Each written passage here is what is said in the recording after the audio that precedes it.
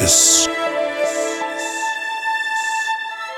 Behold the spellbinding abilities of Rivenwood Academy. Hi, I'm Kira858, and we're bringing you Season 2, Episode 26 of Rivenwood Academy. We have one major announcement, and our campaign Gods of Color has a brand new dice set created. The dice set is called Prismatic Pantheon, and you get a discount off of this dice set by using the promo code COOKOUT. That's COOKOUT. You should be able to find the link in the description section below. Not only does this give you a portion off your order, but it helps us as content creators. And with that, it's time we transition to our fantastic DM, Aaron. Aaron, take it away. Tonight, for me, is full unhinged DM. I am so excited for everything that happens in store. But we're going to do a slight rewind at the top of this because we have a conversation that we put on pause from last time. So as everyone left the Hall of Mages and headed out into the city for the shopping expedition that the majority of the party went on, Otis decided to stay behind to read something in a tree, but came down to sit at the base of it when Miri decided to stay behind with him as well. And there's some conversation happening here that I'm very excited to get to eavesdrop in on.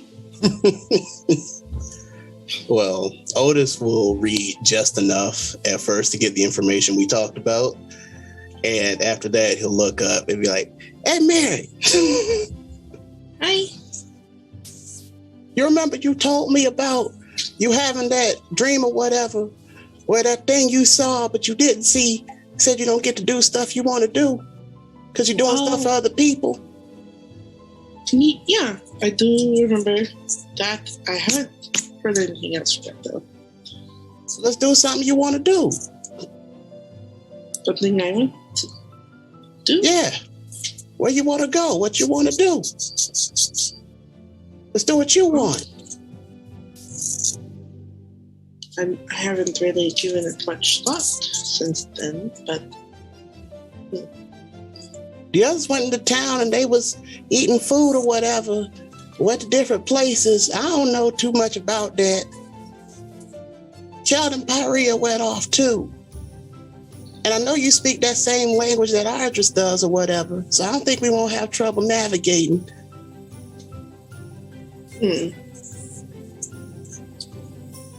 I think, well, we kind of have to just explore it a little bit because I don't really know anything that's here in the city. Okay, so what you want to do? Mary has no idea.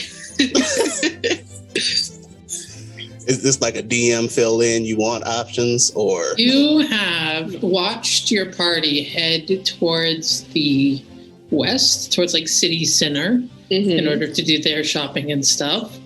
Kelly and Pyrea also headed kind of south-southwest that way. If you were looking for something novel and different, you could pick a different direction. And I'm pretty sure, can she still see the strings of like where they all went? Yes. Are there any other strings heading in the opposite directions of those, like north or south? The blue strings are heading east. The purple string is heading to your hip. The green strings are kind of to the north, or the green string. The green strings to the north. And the gold strings all seem to head back to the Hall of Mages. Okay.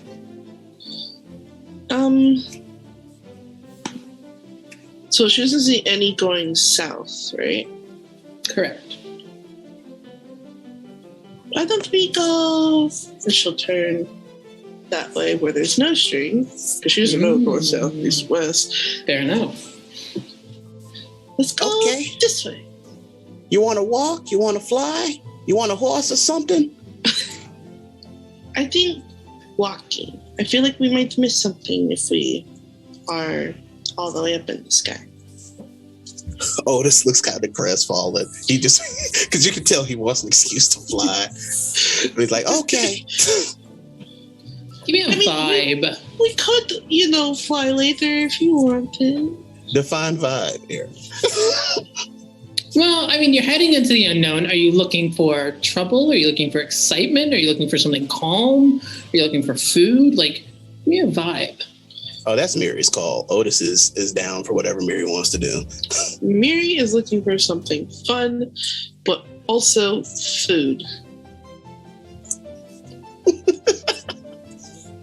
Okay. With Otis's insight. Excellent. Oh, okay. Excellent. I can do this. So you head south, and south of here is pretty quiet, it seems. It looks like there's like some very stuffy looking like academic offices and legal places, and so kind of a weird, interesting thing. But after about 10 minutes of like wandering around and kind of looking at the foot traffic, you start to hear something in the distance. Sound of cheering. And Otis make a perception check to see if he can pick anything out. Do you speak Elvish? No. You hear cheering. In Elvish. That's tragic. In that weird language.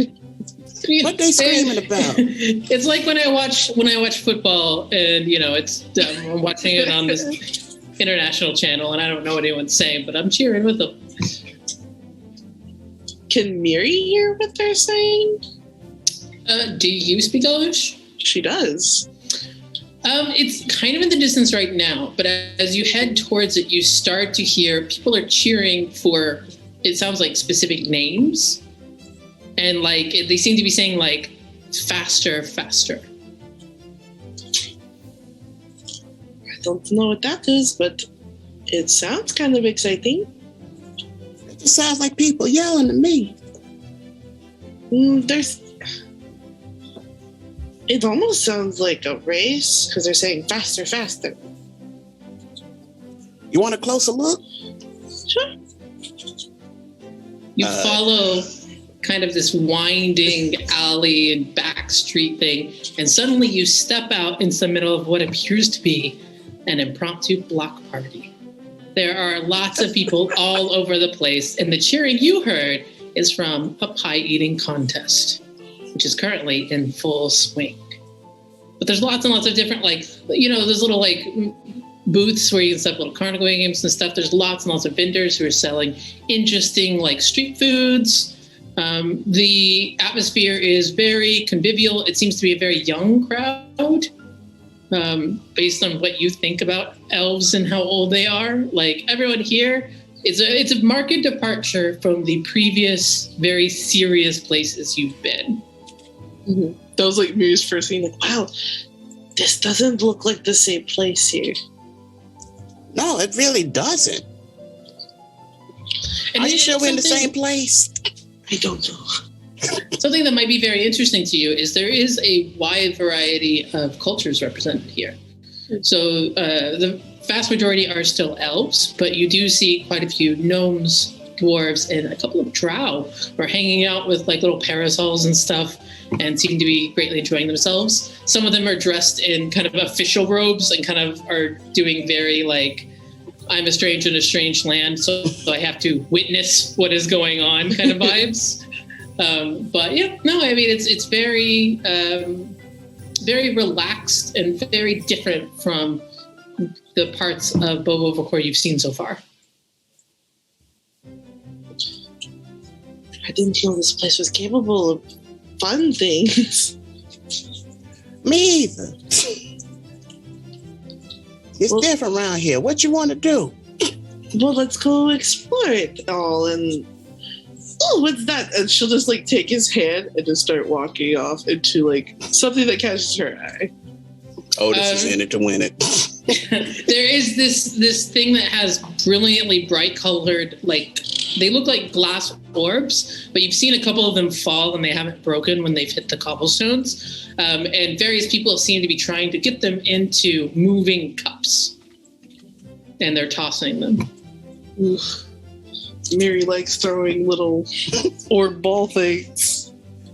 Miri, the perfect picture. Let's go. Ooh, This is like that one time that I put the guy in the water. There's an attendant there, like as somebody else finishes up, who sees your excitement and immediately leans in, and she looks to be a very young elf. You would say maybe even younger than Ardris, who has very short cut, light blonde hair. And she is all grins and smiles as she sees you and is like, you're the one, aren't you? I mean, I would like to try. 2 coppers, and you can test your skill. Mary digs into her coiffers to take out those 2 coppers. Excellent. So you pay your 2 coppers and they hand you 3 colored balls. And you notice one's yellow, one's blue, one's red. So you want to try and get them in the corresponding color as all of these different colored glasses are moving. Okay. So I'm going to let you just make me 1 dex check with proficiency in order to see how this plays out. All right, here we go. Pick a lucky die.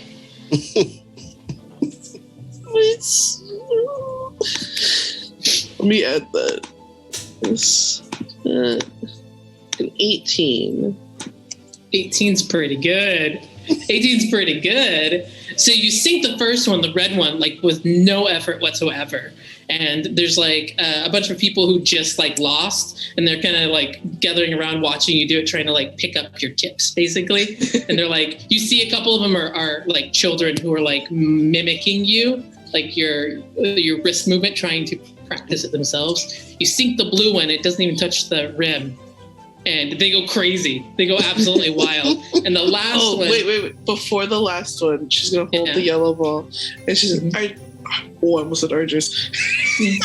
Ooh, these fight words. Otis, blow on it. Okay. And Otis will do it. Because Otis is just like, what in the world is... Why? Maybe it's some custom I don't know about. And then she'll toss it. As you toss it, this one almost misses. It hits the rim and bounces straight back up and then sinks. And the crowd goes wild. And a whole bunch of people from other like booths around are like seeing this crowd or starting to like hawk their wares at them.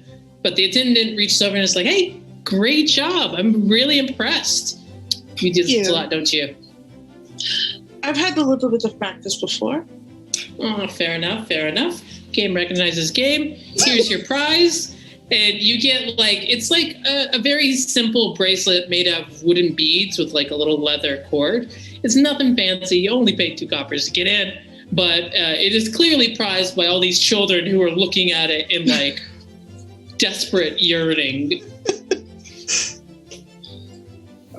So she'll hold the bracelet and she turns to Otis like, you should have it. You won, right? Yes, but you also helped me. Is this a gift? Mm-hmm. Well, thank you. I guess I owe you a gift now. You don't have to give me anything. Everybody been giving me stuff. I haven't exactly given anyone anything back yet. I mean, if I won't stop you, but I think you just taking me out like this is a gift enough. I mean, I just did what you wanted to do. Yeah, but I also told you about how the thing that I couldn't see said that I wasn't doing what I wanted. Well, Mary, it's important that you get to do what you want too. Excuse me for a second. Sorry, you missed. I'm sorry, but it's true.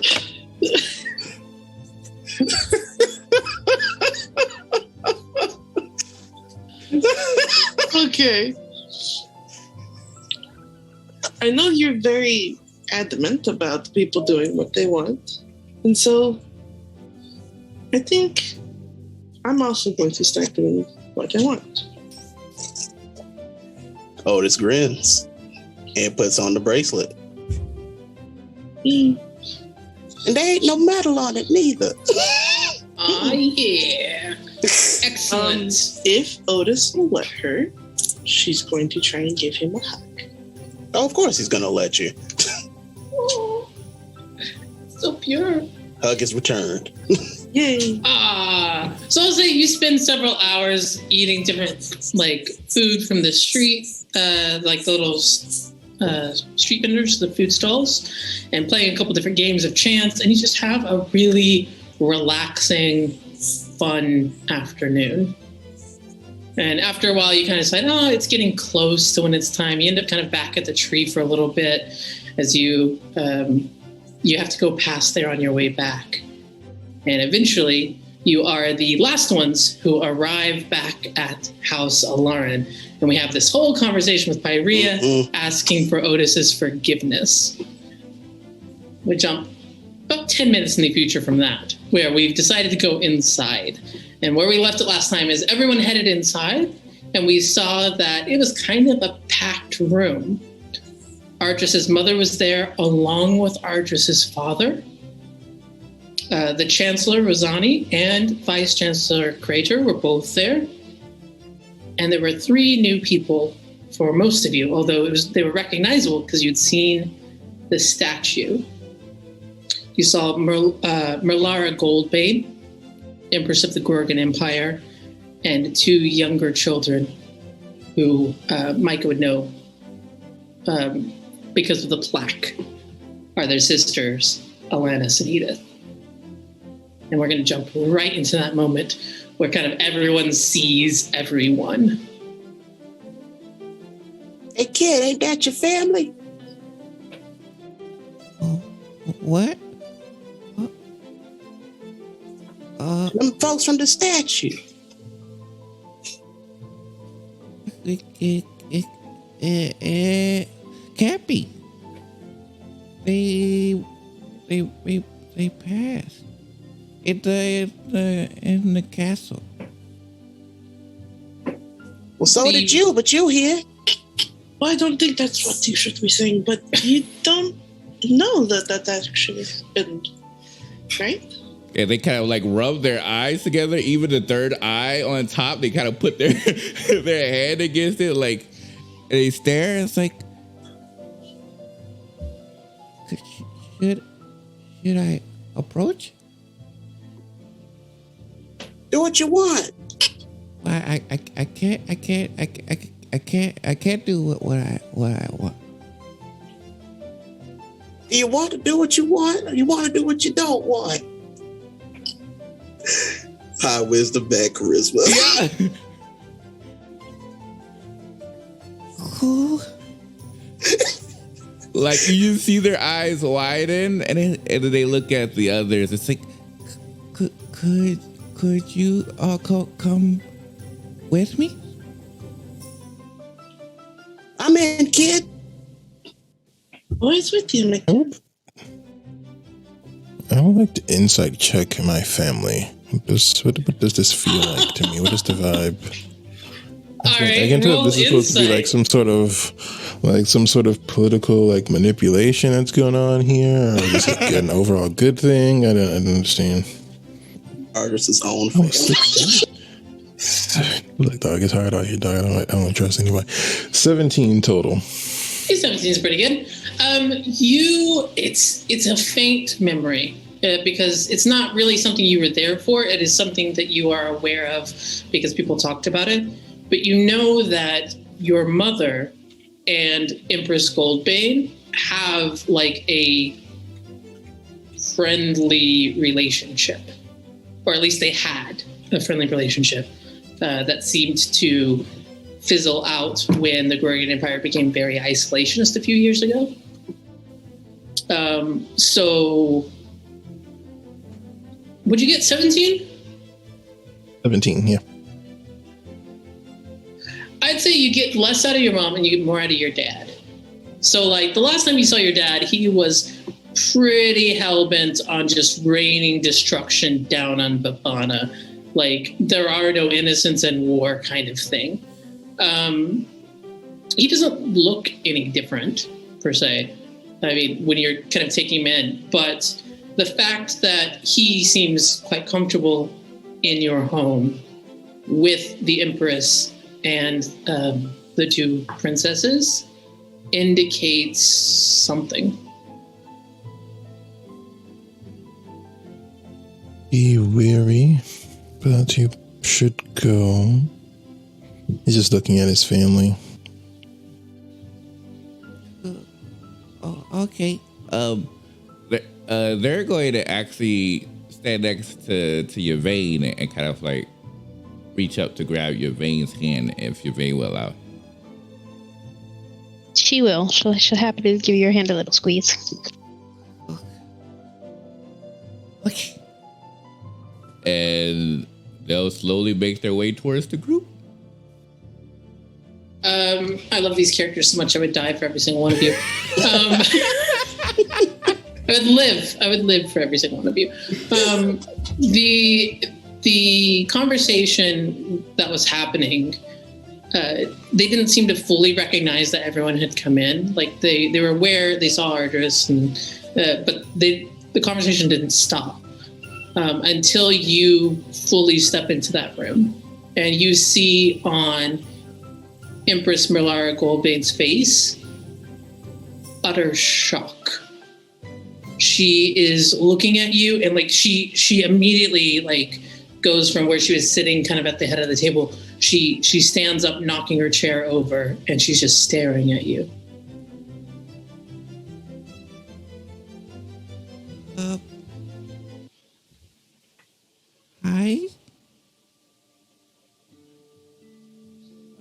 Hi. Are you all real? Are you real? Kind of.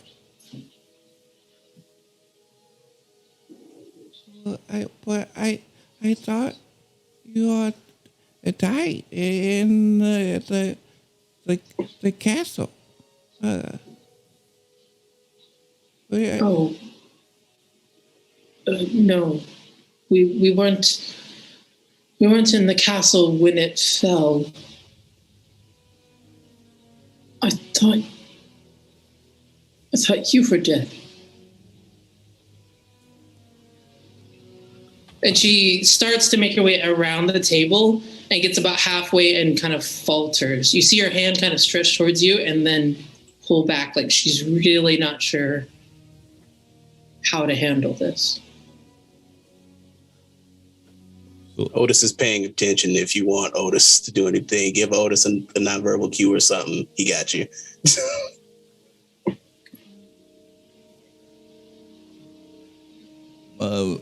Micah will look towards the others, like kind of like as a sign of like, should they move forward? What? I don't. Mary just nods her head. Well, smart.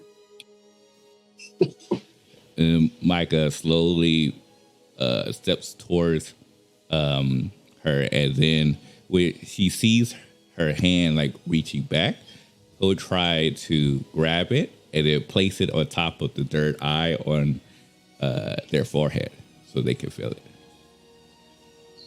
No, I'm gonna cry. Just started, Aaron. I know, I am verklempt. You reach out, and her hand is kind of now resting on your forehead and over the top of your head. And you see, like, upon touching you and feeling that you are real, she just immediately begins to cry and slowly kind of just sinks down to her knees, leaving her hand where it is.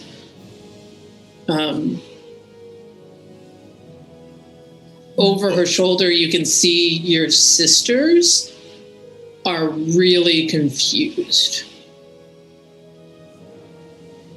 Otis is really going to look over at me and be like, is that normal? And point to Micah and Lady Colbert.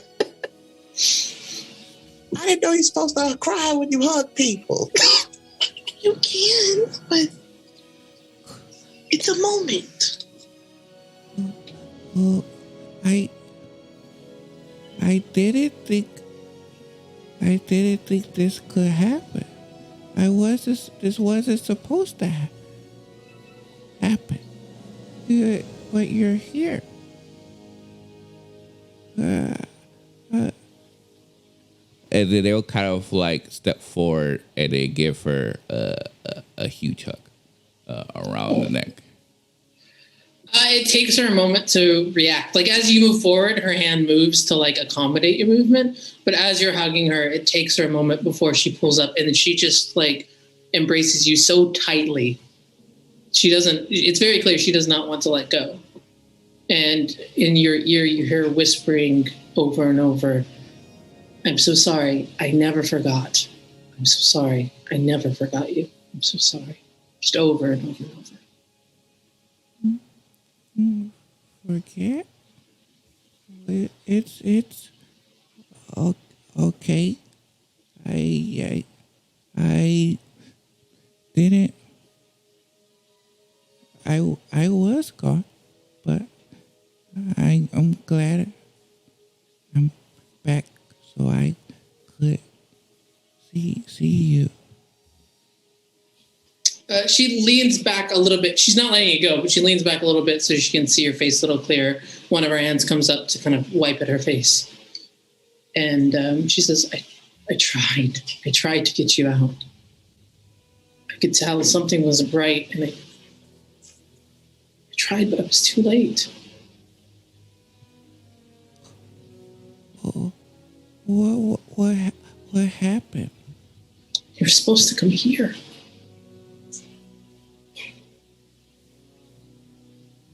I don't know what happened. I don't know what came over him. They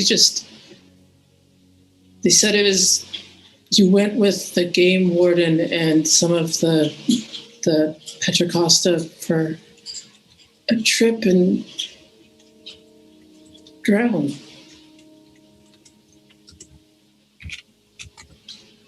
And I doubted it, but I couldn't.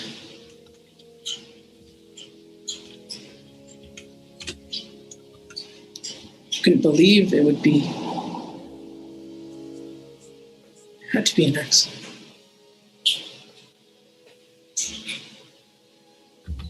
Oh.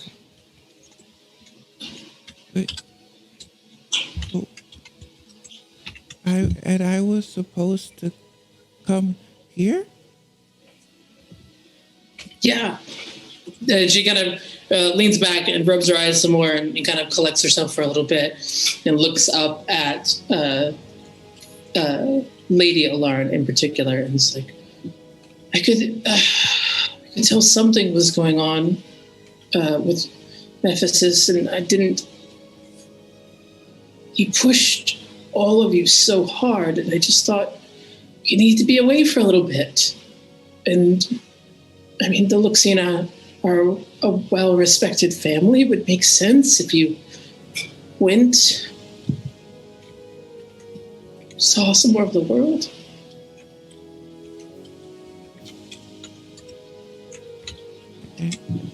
Is that when he killed me?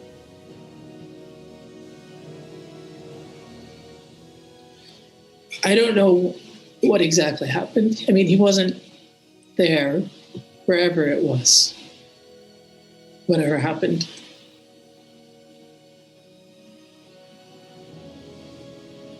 And they'll grab her hand, and then place it against his chest, their chest. So therefore, she could feel that they have no breath and no heartbeat. And they'll look up and say, he told me he killed me. She starts crying again because I'm about to cry, and puts her hand that's on the chest, she presses it a little like more firmly, and kind of like watches your chest for a while and then looks up to you. What kind of miracle is this? It's and they'll look towards the shoulder at the Modron, who kind of normally resides on their side, where just chilling, and they'll say, they brought me back.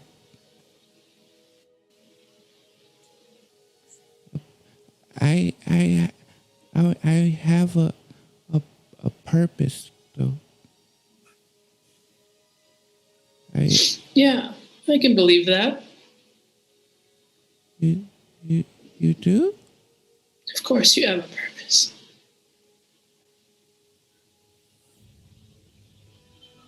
They have my eternal gratitude.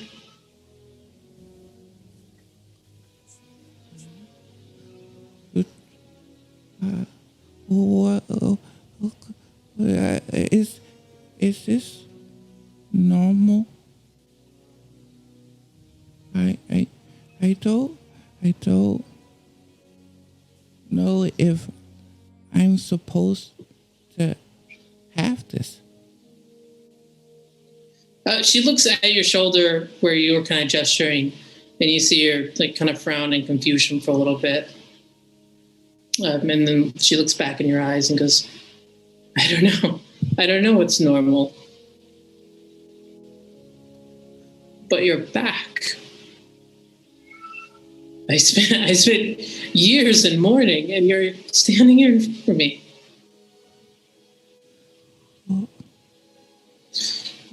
What could be but a miracle?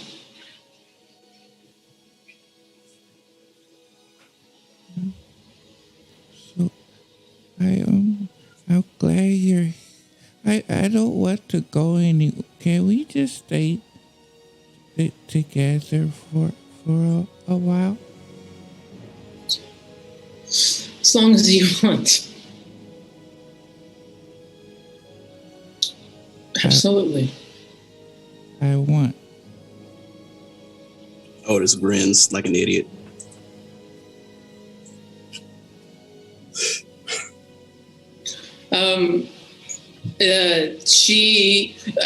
It's still really awkward. She's not sure how much she's allowed to touch you.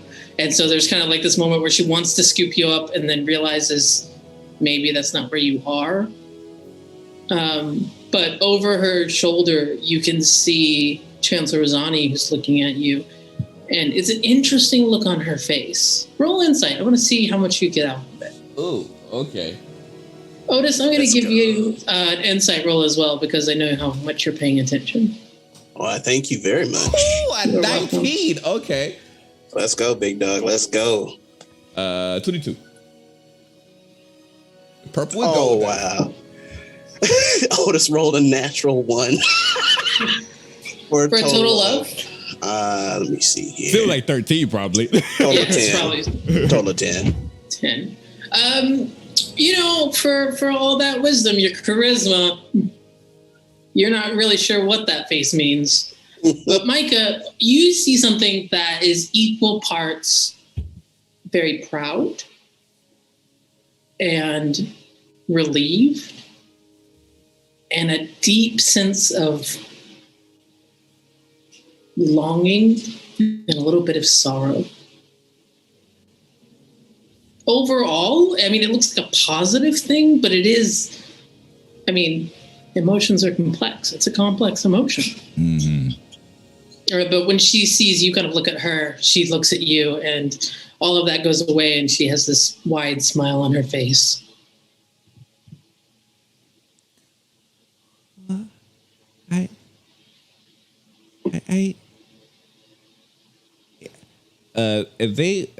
As they look up towards their birth mother, they'll go over to Chancellor Rosani, and as they look towards her, they will say, I was told I was not supposed to want, but you said I should. Is this because of you? Is what because of me, Micah?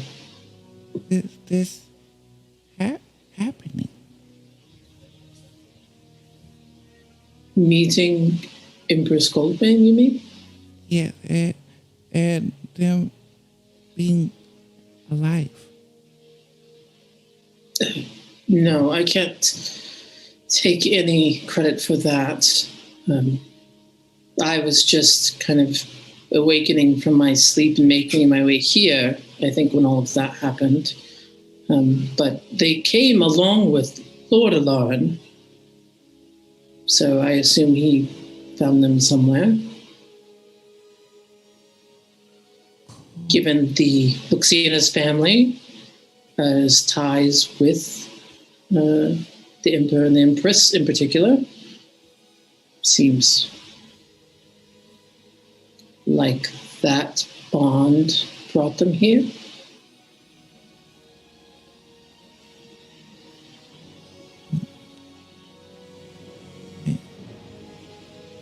I see. She'll take a turn kneeling down next to you. And you get like this flash back to during the Verdant Festival. You'd experienced all of these negative emotions that were forced on you by the rage and the battle royale kind of thing. And you'd went to find her to talk about emotions. Mm-hmm. And you remember like where she had this very complicated, like, it's fine to feel kind of stance. Mm-hmm. Before taking you away to somewhere safe and giving you the book and everything like that. Like there's this moment where kind of both of these times overlap as she's kneeling in front of you. Are you okay, Micah? I know this is a lot.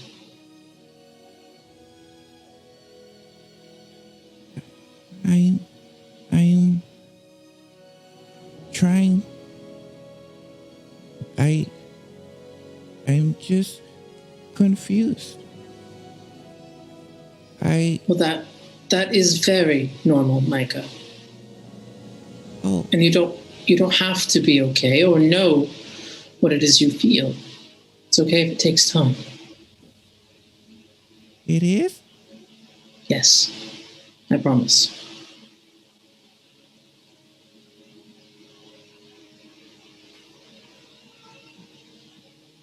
Oh, okay.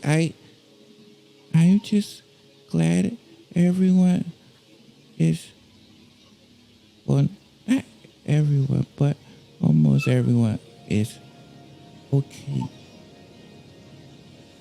I was very sad because I thought I caused everyone to die. So I'm glad it was it as bad. She puts a hand through your hair and then pulls you in. And it's interesting for how hesitating that the Empress was in kind of initiating this.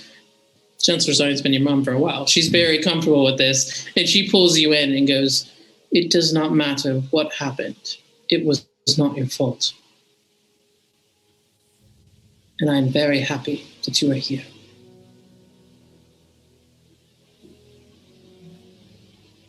And they'll hug back really tight, like very, very tightly for that one. Because they definitely felt the weight of what transpired was entirely on their shoulders. And they'll hold back and squeeze on her robes, probably tighter than any time she had felt before in this moment. And she returns that kind of fierce hug straight back. And it's interesting. I think with the insight you rolled earlier, that will kind of carry that forward. You see, as she's talking to you, just once, her eyes flick to your shoulder and then flick back.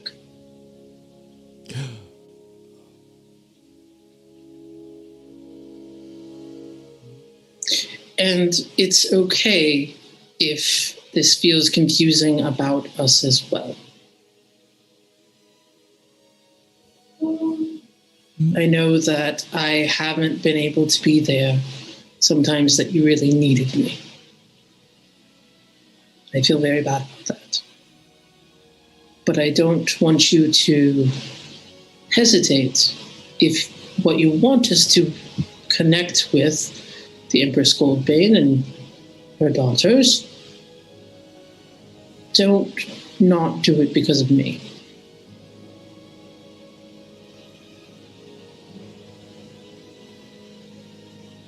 They kind of like look towards her, and then they'll gently place their little small hands on her side of her cheeks, almost like what they used to do in reverse, and say,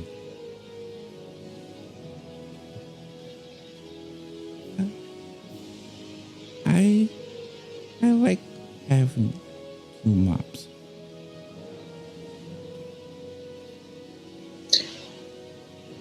I can promise you one thing, Micah. There's not a single person or being or situation that will ever stop the love that I have for you.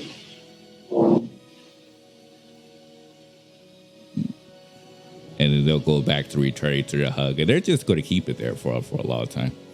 Yeah. She also keeps it there for a long time. I got to move on a little bit because I'm getting misty on this side. Yeah. Same here. It's so good. It's so good.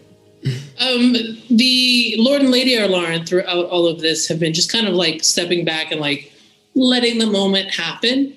For the rest of you, you notice that like these other two girls that are there, which have very beautiful, striking features, look like confused and also like shy a little bit. Like they've made no movement to come forward. They're kind of almost hiding behind the table, but trying to look like they're not hiding because they're teenagers, you know, so they're doing the thing where they're like, I'm too cool to go over there.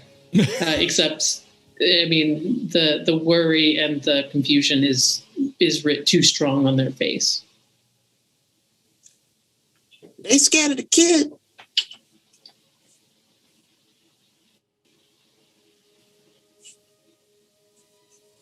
Otis poses this question to the group. Oops. I don't think so. They look a little off. Like Kellen sometimes. Otis slowly raises staff.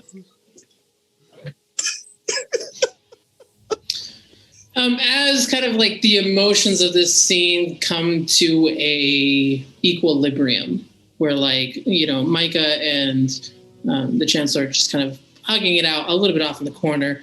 The Empress is kind of moved back to the original seat and is checking in on her two daughters to see how they're holding up. Lord and Lady Arlaran gesture for all of you to join them at the table. Can I like check the room as a whole? Like, what kind of meeting is this? Is this You like, are the most suspicious right now. He just watched Game of Thrones. He just watched Game of Thrones.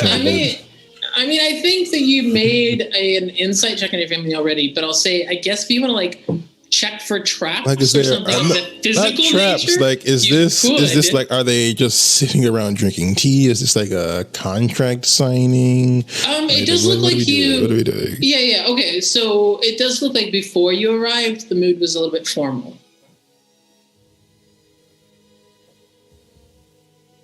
I say that when you arrived, you probably caught just the tail end of a sentence that was talking about like, oh, well, when the new school opens. And then kind of drifted on from that. Just we'll straighten up and make his way over.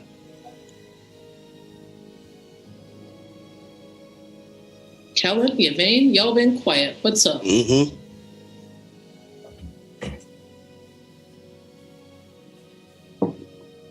Kellen has been watching the other two Goldbanes as far as anyone observing would be able to tell, the teenagers, and is as quiet as I have been when he sits down as requested. I just remembered that Pyrea is even here. So Pyrea has looked really nervous this entire time and pretty uncomfortable with the high level of emotion going on. she's done a lot of like kind of that shifting her weight from one foot to the other. And like at one point, when Micah goes over from the Empress to the Chancellor, like she reaches over, just grabs her hand and is holding it pretty tight. And then when it goes well, she relaxes but doesn't release your hand. But when you move over to the table, she just goes directly with you. She's very antsy, but also quiet. He doesn't let go, but he just goes to sit down at the table. The swag is impeccable.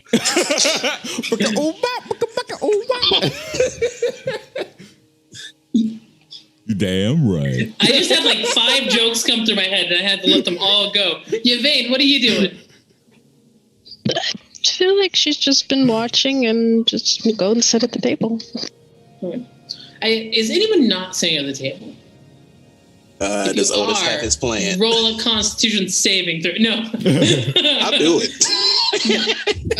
Do you have your plans? I don't know that you picked it up. I know that you saw it and you were like, okay, it's at a good spot. But I don't think that you picked it up from where it was in the grounds.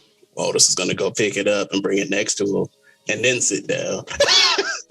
All right. So like there's this portion where like there's this very touching scene and you just dip and then you come back in with like a planter and Lord Lauren does a little eyebrow raise. Lady Lauren seems unfazed by it. She's encountered you more, so I think that she's just kind of like, yeah, okay. Mary and then gives Lord Alarm like a thumbs up. The eyebrow goes down, bulging. And then you get like a little nod. There's a vein bulging on Audrey's hand. The anime bulge, the anime vein bulge. Your dad's in school with it. I don't know about you. Your dad like meets your eyes, and in a moment of like familial telepathy, you get some very clear understanding that he does not understand what is going on with this plant, but is being very nice to not ask about it because there's other things to talk about. All right, everyone sits down. The vice chancellor, seeing the chancellor's kind of preoccupied, decides to kind of take the role of chairing this meeting. And so he turns to all of you, he's like, all right, thank you all for coming. I appreciate your promptness. We have a couple of things to discuss. The first is House Lauren has been gracious enough to donate the lands where an observatory is for our temporary home for Rivenwood Academy, and the ruler of Theratomia has graciously allowed for the school to continue here for the time being. So that's coming up very quickly. We are going to need to start getting things settled and people moved. We might be picking up a few new students, although, as I'm sure you're aware, many of the students have left for the time being. I know that many of you have taken up to some interesting extracurricular activities. I trust that this will not be an issue with your continued education.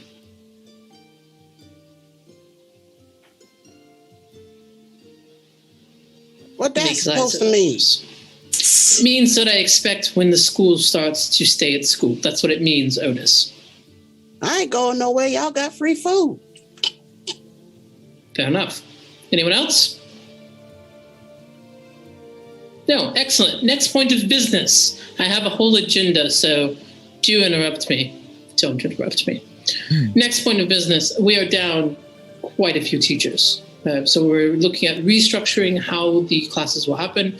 Instead of multiple classes happening at the same time, we're probably going to have like a set curriculum for all students. I can cover much of what would be necessary for, well, combinatory casting is probably a bit over your level, but spell creation is going to be on the in the curricula.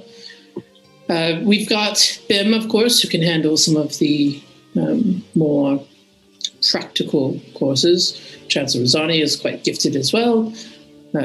Thankfully, the archivist is available to help us, although it will be a whole other thing to get any sort of library up and running.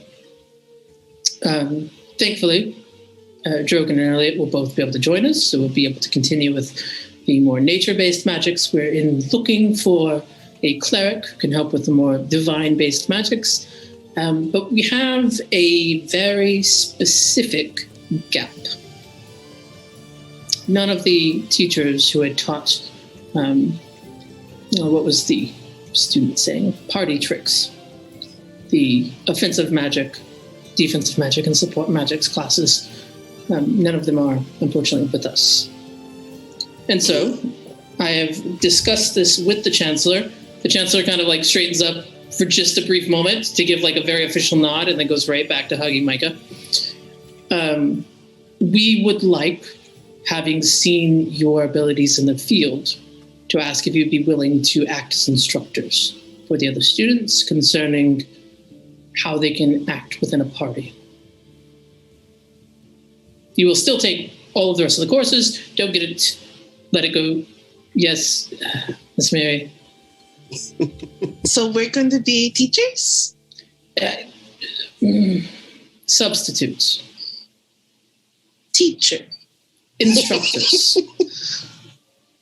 Let's call it... Instructors of the teach.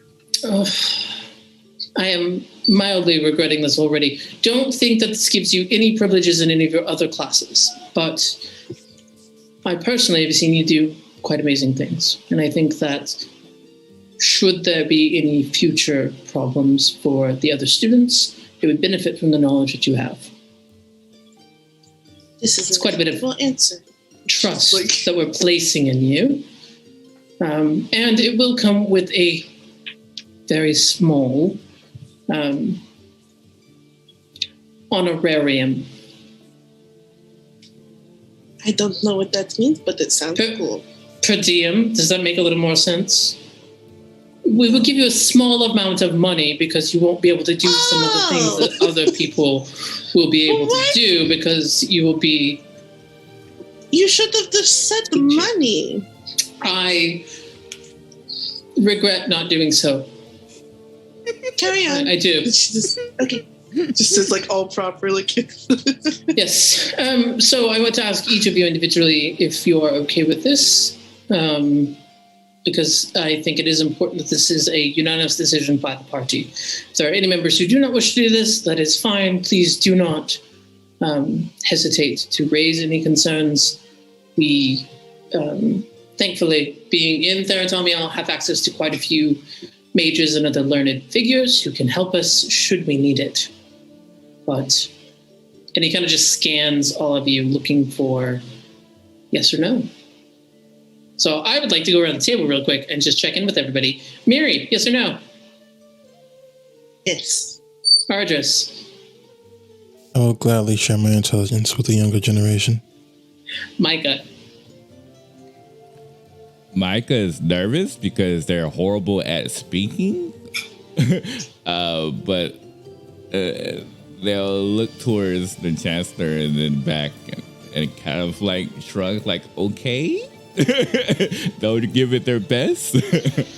She whispers in your ear. Sometimes what people need the most are people who have gone through something like them. Having experienced difficulties will help you be better at helping some others. Oh. And also, Loom said that you definitely should do it. For what that's worth. Okay. Oh, sorry, Professor Loom. I guess I should get used to saying that again. Otis. Otis is unsure. He ain't taught nobody before, but he'll try it. So that's a yes. Kellen? Kellen makes eye contact with the Vice Chancellor and then gives a small, serious nod, which in Kellen translates to yes. Pyrea kind of looks at everybody and assumes she's not part of the conversation and kind of like sits back. And then the Chancellor's eyes go to you, Yvain. Or sorry, the Vice Chancellor. The Chancellor's busy. Vice Chancellor looks at you. And You, Ms. Yvain. I understand that you were interested in becoming a member of our school. Yes, I was under the impression it would be in a student capacity. But I can help teach in some matters. I am not good with offensive magic, but I can fill in where I am needed. Well, it does seem like many other members of this party are more offensive than others. So I'm sure that your otherwise capabilities will be a great boon in terms of curriculum development and practical teaching methodologies. That sounds unanimous to me. Speak now or forever hold your peace. What I want. He looks over at you, not seeing your lips moving, frowns. Otis gives as straight a face as he can manage. Excellent. Well, that's the primary business that I had. We're going to be moving very quickly to get this set up. So I'm expecting a couple days to kind of disseminate the information, make sure people are ready, and then we'll move en masse to the new location. Like I said, right now it's just a building. We're going to have to build something there that will be appropriate for the capabilities of what we want to achieve in the future. And he looks over at Lord Aloran. I believe, Lord Aloran, that you had something as well? And he turns to Lady Aloran. I'm not actually sure. And Lord Aloran kind of straightens up into a very formal position and looks at all of you. Your prowess on the battlefield and with the successful, looks at the Empress, detainment of key figures in the conflict has not gone unnoticed.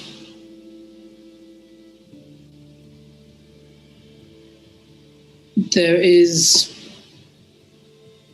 an offer being made to each of you from the realm of Therantomio and a ruler.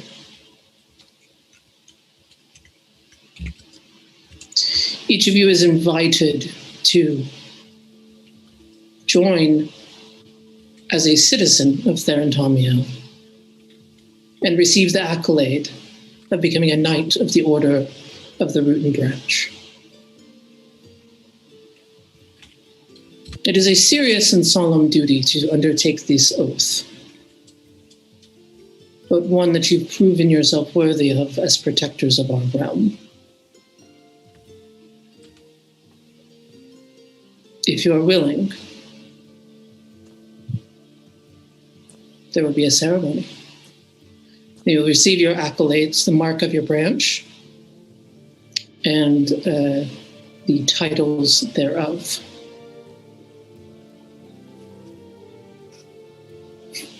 Otis has a frown on his face. You are not required to denounce your allegiances or membership to any other nation states. This is, for most of you, like an honorary citizenship, unless you would like to pursue it, becoming an official one. But it is our way of recognizing the service you have provided to our country. Do that mean I work for you or something? No. You would owe me nothing. Otis is insight checking that does not trust House Aloran that much. Roll insight. After what Otis has witnessed, press X to doubt. That is a 19 total. Nice. As you look on him, he looks incredibly serious. He appears to be trying to use language that would be easy to understand, even though it's not great. But he is being serious and forthright with you. So let's say a war happens. Do I got to answer to your king or whatever?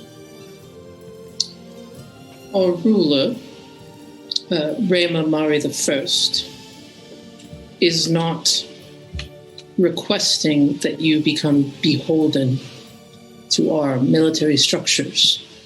Although, in the case of a war or something, you may ask if you are willing to help. You will be free to say no at that time if you wish. What happens if I say no? Nothing. You gonna put a fireball on me or something? Your family likes fireballs. This. What? You see Lord Alarin stop and make eye contact with Ardris.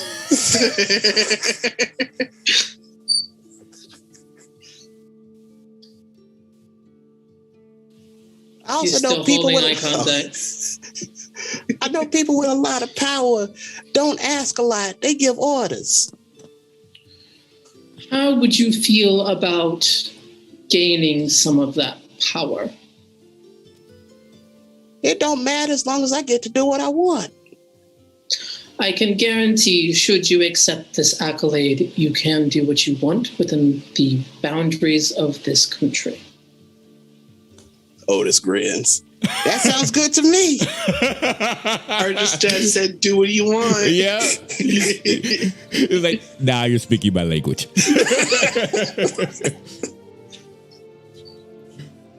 And that is how you upsell with low charisma. Yeah.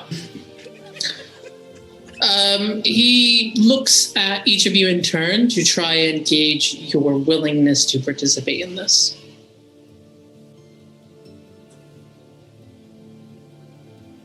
Is there any reason I would not accept this, Dungeon Master? You would know that this is an incredible honor. That is, like, it's the equivalent of getting the Presidential Medal of Freedom. Like, this is a big, big deal. That is, I mean, you have not seen anyone be awarded this in your lifetime. Ooh. So it's like, it's serious. But your father, if anything, is like downplaying it a little bit. Argus visibly wants it, but he's also not trying to make it seem like he wants it. So he's trying to be cool, but he's not very good at it. Kellen, Yvain, and Miri and Micah. Vibe check, please. What are you feeling about this? If she sees Otis take it, and she knows that Otis is hesitant on a lot of things, she's more inclined to say, if it's not going to be an issue of us having to always fight in wars, then I can do it. Yes. I think Michael will look towards mom number 2, Empress Goldbane, because it feels weird being presented this during this circumstance. So Michael will look over and say, Is this all right? I don't understand. I think it sounds like the ruler of Therantamiel and its people want to recognize the good things that you've done.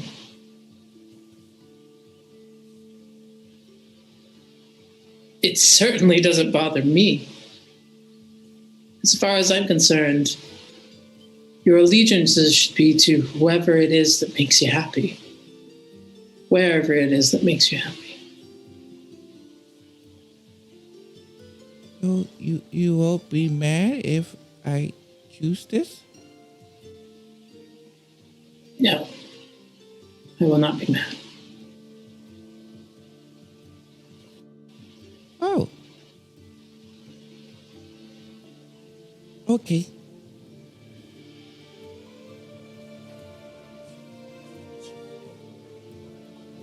Mom number 2 looks proud. Mom number 1 looks real proud because she knows exactly what this is about, and like, my baby gonna be a knight. No, she looked real proud.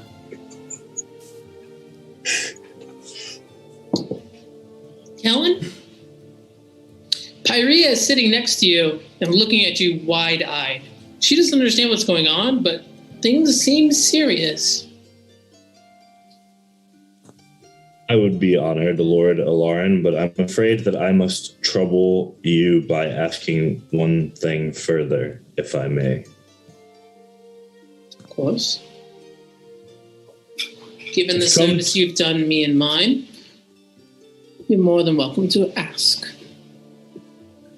It's come to my attention that a good number of concerned parents are more cowardly than their children. All I ask is that we reach out to those who have not returned and an attempt be made, and he gets very serious, to change their minds. Well, I would not recommend you use the station of your future office to these endeavors. I think you will find that the realm of Therantamio can be quite persuasive. He nods.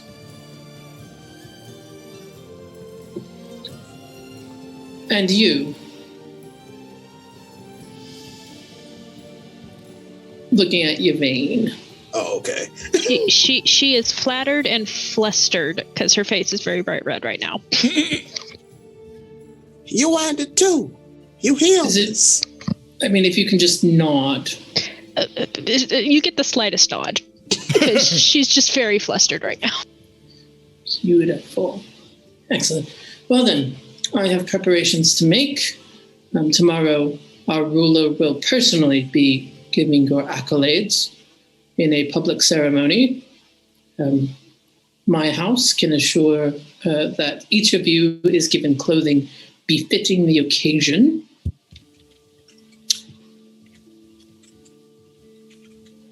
You'll excuse me. Then he gets up and he immediately heads outdoors. Is he allowed to do that?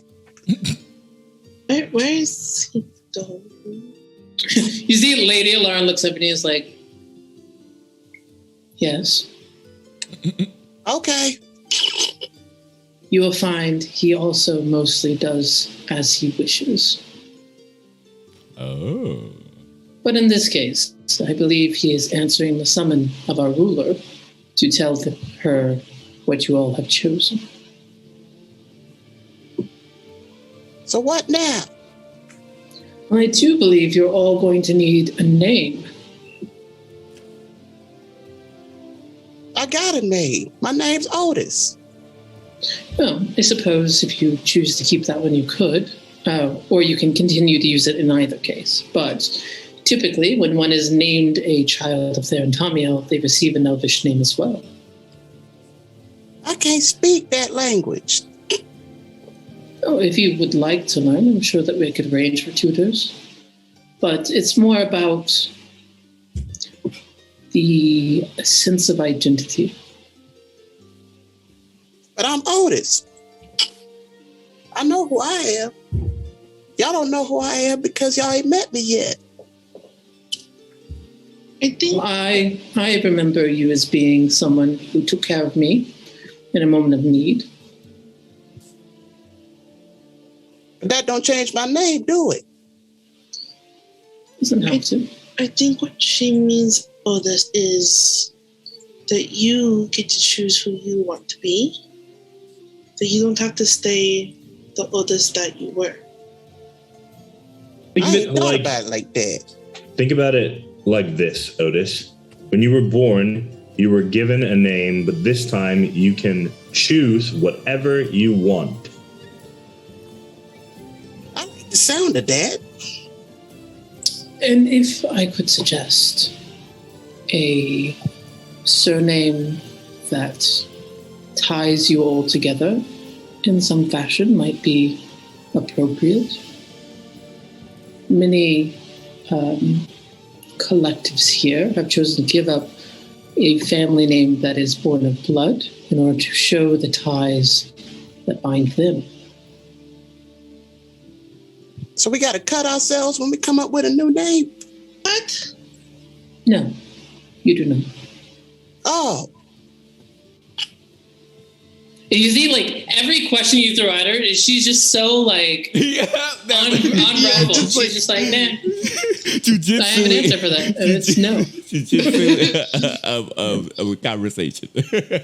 Because of that, Lady Alarn is quickly becoming one of Otis's favorite people. If you need any resources in terms of perhaps the theme of a name or meaning, I would be happy to help. Or I could direct you to a number of experts on heraldry and genealogy. Nah, just take me to one of your oldest trees. They know plenty of names, probably names you guys have forgotten.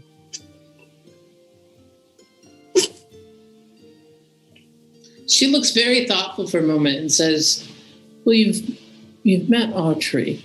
And she gestures to the tree that's growing in the middle of the room. This tree was planted by Argis's great-grandfather. Well, it's one of 3 that were planted by him. It symbolizes our family and how it continues to grow beyond each of our own lives. Any other trees? There's quite a few. Well, I'll save your tree as a last resort. If it's anything like Audris, I don't know how it's going to act when I ask it questions. You know, I've never considered to ask it directly, but I think that it might have stories of interest, to me at least. Well, yeah, you're one of them Alarns, right? Well, I'm married into the Alarn family, yes. So, of course, you're going to take more interest. I would also be interested in talking to your plant. She gestures to the plant that's currently sitting beside you. I know I could talk to it, but getting other people to talk to it, I don't know how that works. You got any magic that lets you do that?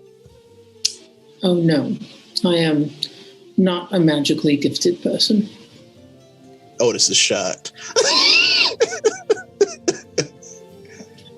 And looking between Ardris and Lady Alarn. I mean, I have some trinkets that enable me to accomplish certain tasks, but I'm afraid Ardris's talent comes not from me. Well, yeah, if Ardris was more like you, he'd succeed at a lot of other stuff. It's likely true, but then he would not succeed at the things that he's good at now. I don't think that's true. I think you ain't giving yourself enough credit. And then Otis turns to me, was that rude? Because I was telling the truth.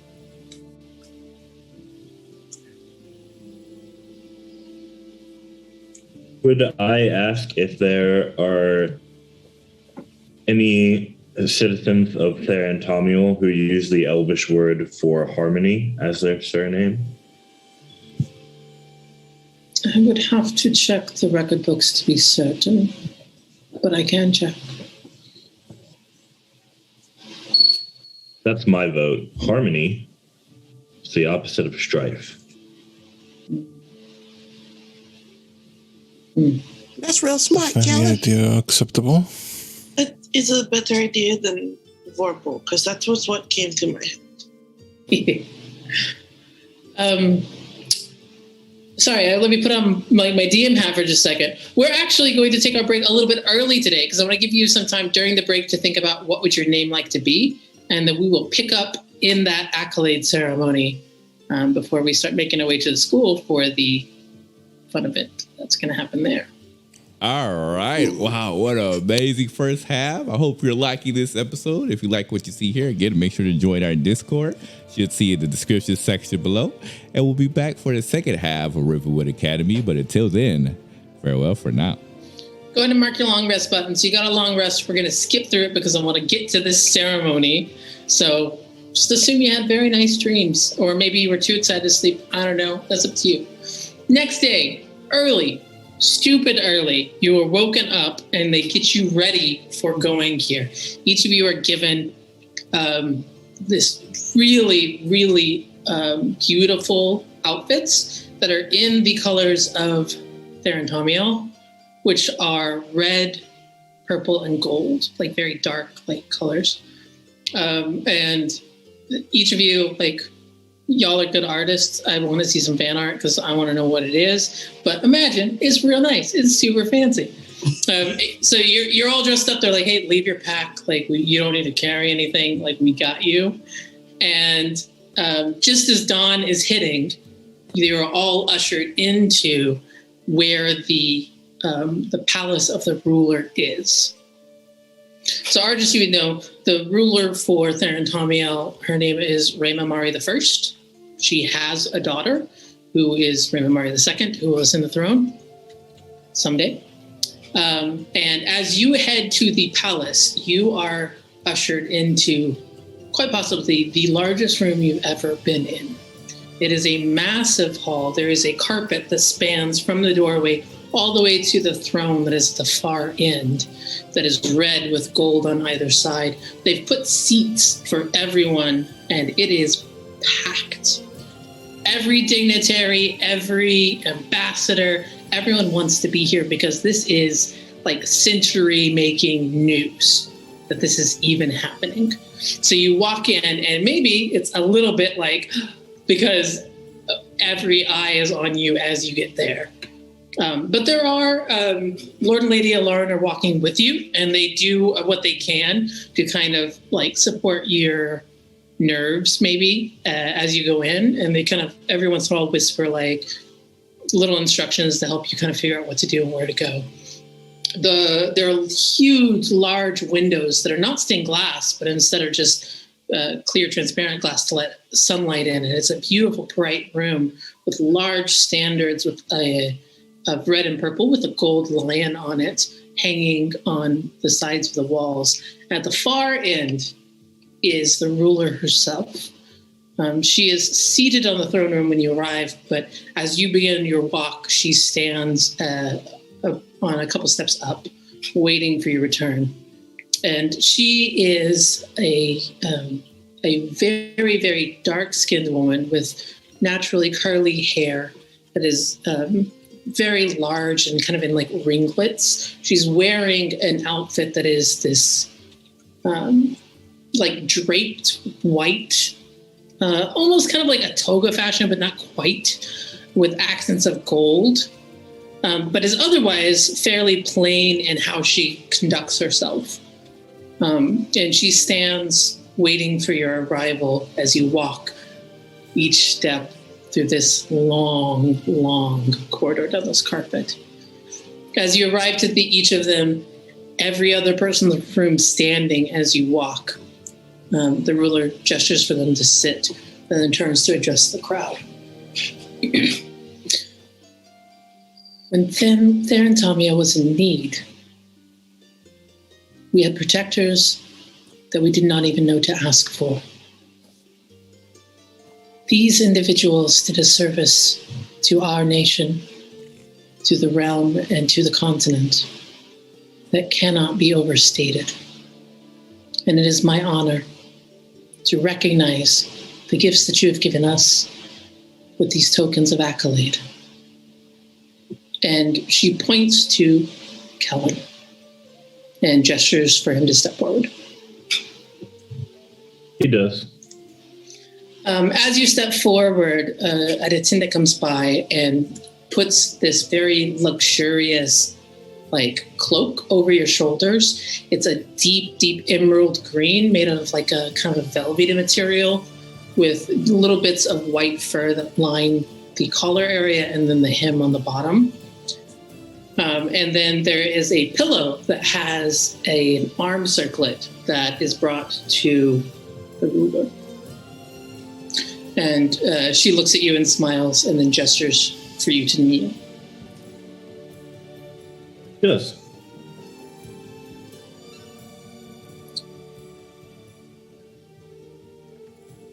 We are honored by the service that you gave, and we seek to recognize it. Please take this token of all that we have that shows our trust in you and that we welcome you as a child of Therantamia. And she pulls the arm circlet off of this pillow. And for yours, it is made of platinum. It looks like a bunch of woven roots and branches that kind of make the entire circle. But the ends of each of those roots or branches is tipped with onyx. And she gestures for you to raise whichever arm that you want to wear this on. The right one. She places it there and then leans in and says, how do you want to receive your accolade? Do you have a tool or instrument or weapon that you would like?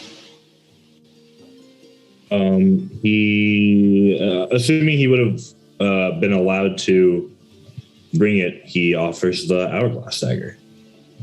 I mean, you're protectors of the realm. You can bring what you want. She takes it very gingerly and taps first your left shoulder, then your head, then your right shoulder, and then back to your left shoulder. And then turns it around and hands it back to you. Protector of the realm, Knight of the Order of Root and Branch, Asir Hobus Harmonui, chosen child of Therantamia. Rise, Asir. He does so. And she gives a little bow at you and gestures that you can stand back. He stands back and then bows from there. She gestures towards Micah. Oh, Micah steps forward. Similarly, a attendant comes, and it's very clear they took your measurements because, it'd be easy to get these wrong, but, the cloak fits you perfectly and falls just at, mid-calf. And the pillow similarly has another arm circlet that is appropriate for your size. Yours is gold tipped with bits of silver and a teal-colored gemstone. And she leans in. How do you wish to receive your accolade?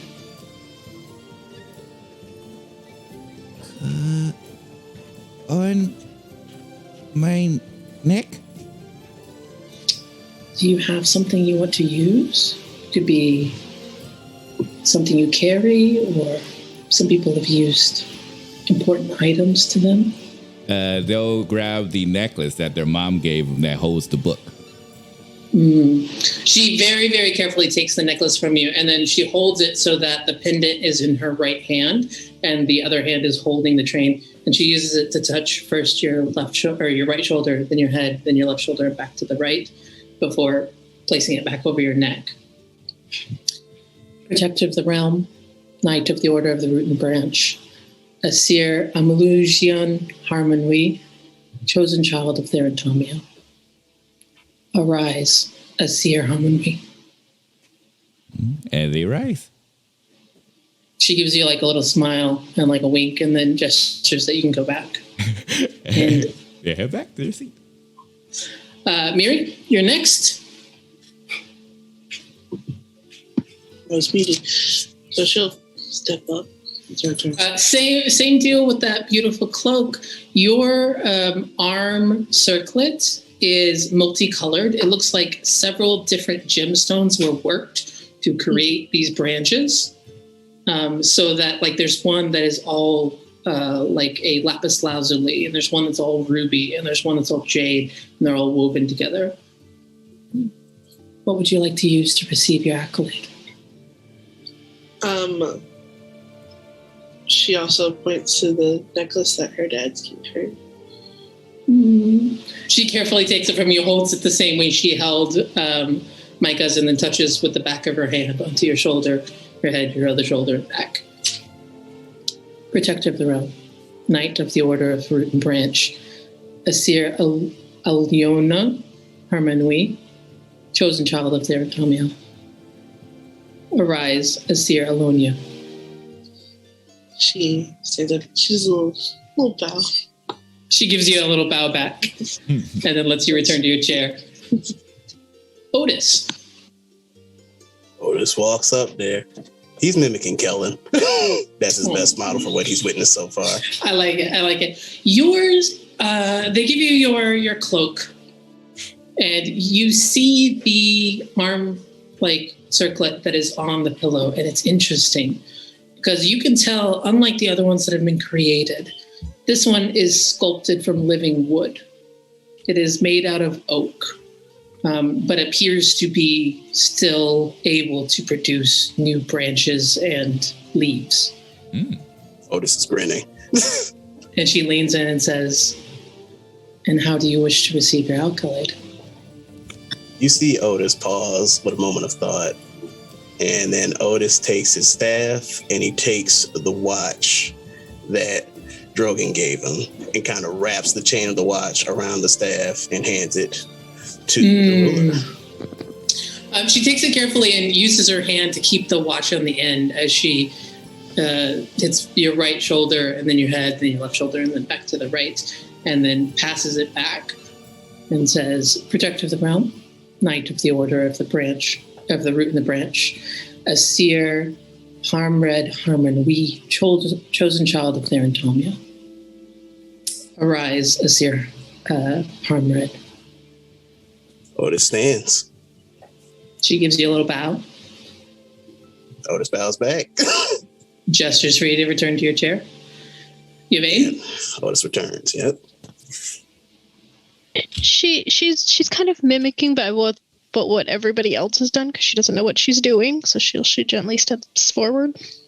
You receive your cloak, and on the little pillow you see that there is an arm circlet for you. It's made out of silver, but there are these golden bead stalks that have been woven through the design. So it's both silver and gold. How do you want to receive your accolade? She'll actually hand over her holy symbol. That's the most thing of value that she's got on her. So like she did for the other necklaces and pendants, she holds it in one hand and then holds the chain in the other. Does the same procedure, hitting, lightly tapping the shoulder, the head, and the shoulder, and then back. It says, "Protector of the realm, Knight of the Order of the Root and Branch, Asir Poliniel Harmonwi, chosen child of Therantomia. Arise, Asir Poliniel." She'll give a bow and then gently join the others. She gives you a bow back. And then she gestures towards Ardris. But this time, Ardris, you are flanked by both of your parents who walk up with you. I'll walk and then do a full genuflect with one hand over the heart. I mean, she returns it with a rather deep bow. Are you staying on one knee, or are you going to get up and then get back down on a knee? He'll stand up. Okay. Yeah, he'll stand up. As you stand, the cloak that you are to wear is handed to your mother, who drapes it across your shoulders. And then your father is given a medal on a neck thingy to put over you. And then she gestures for you to kneel again. And he will present the sword of Saint Justicia with the pommel forward. It's not exactly easy for her to lift, but she makes it look okay because it's a heavy sword. You see that your arm circlet, as she gestures for you to bring your arm forward, you already know just looking at it. This is woven with branches from the house trees of the Alaran family. So it's got all of these mahogany branches and teak and a little bit of cherry woven together, and then it's tipped with gold. There's just a single branch of cherry wood that you would recognize symbolizes House Benpina. And she takes it, struggles to do it, but attempts to very gently give you your accolades. And then she raises her voice a little higher for yours. "Exalted Protector of the Realm, Knight Commander of the Order of the Root and Branch, Asir Ardris Alaran, Asir Ardris Harmonwe, heir of House Alaran, Baron of the Untouched Wists, betrothed to the heir apparent of the Duchess of the Finderlands, favored son of Theron Tomiel. Arise. As he stands up, there is a tear that just kind of drips down the right side of his face. You see that both of your parents are doing a pretty good job of keeping it behind, but their eyes are just a little bit misty because, like, this is maybe the highest honor that's ever been offered to their house beyond, like, their normal time. As she finishes, she gestures for all of you to return to the front and to face the rest of the crowd. And she exclaims in a voice that you imagine is probably magically projected to reach everybody, and says, "We welcome these members of Theron Tomiel anew. We welcome Asir Hobus Harmonwe, Asir Amlusion Harmonwe, Asir Alonia Harmonwe, Asir Parmred Harmonwe, Asir Paliniel Harmonwe, and Asir Ardris Alaran Harmonwe, as protectors of our realm and knights of this order." And the place erupts.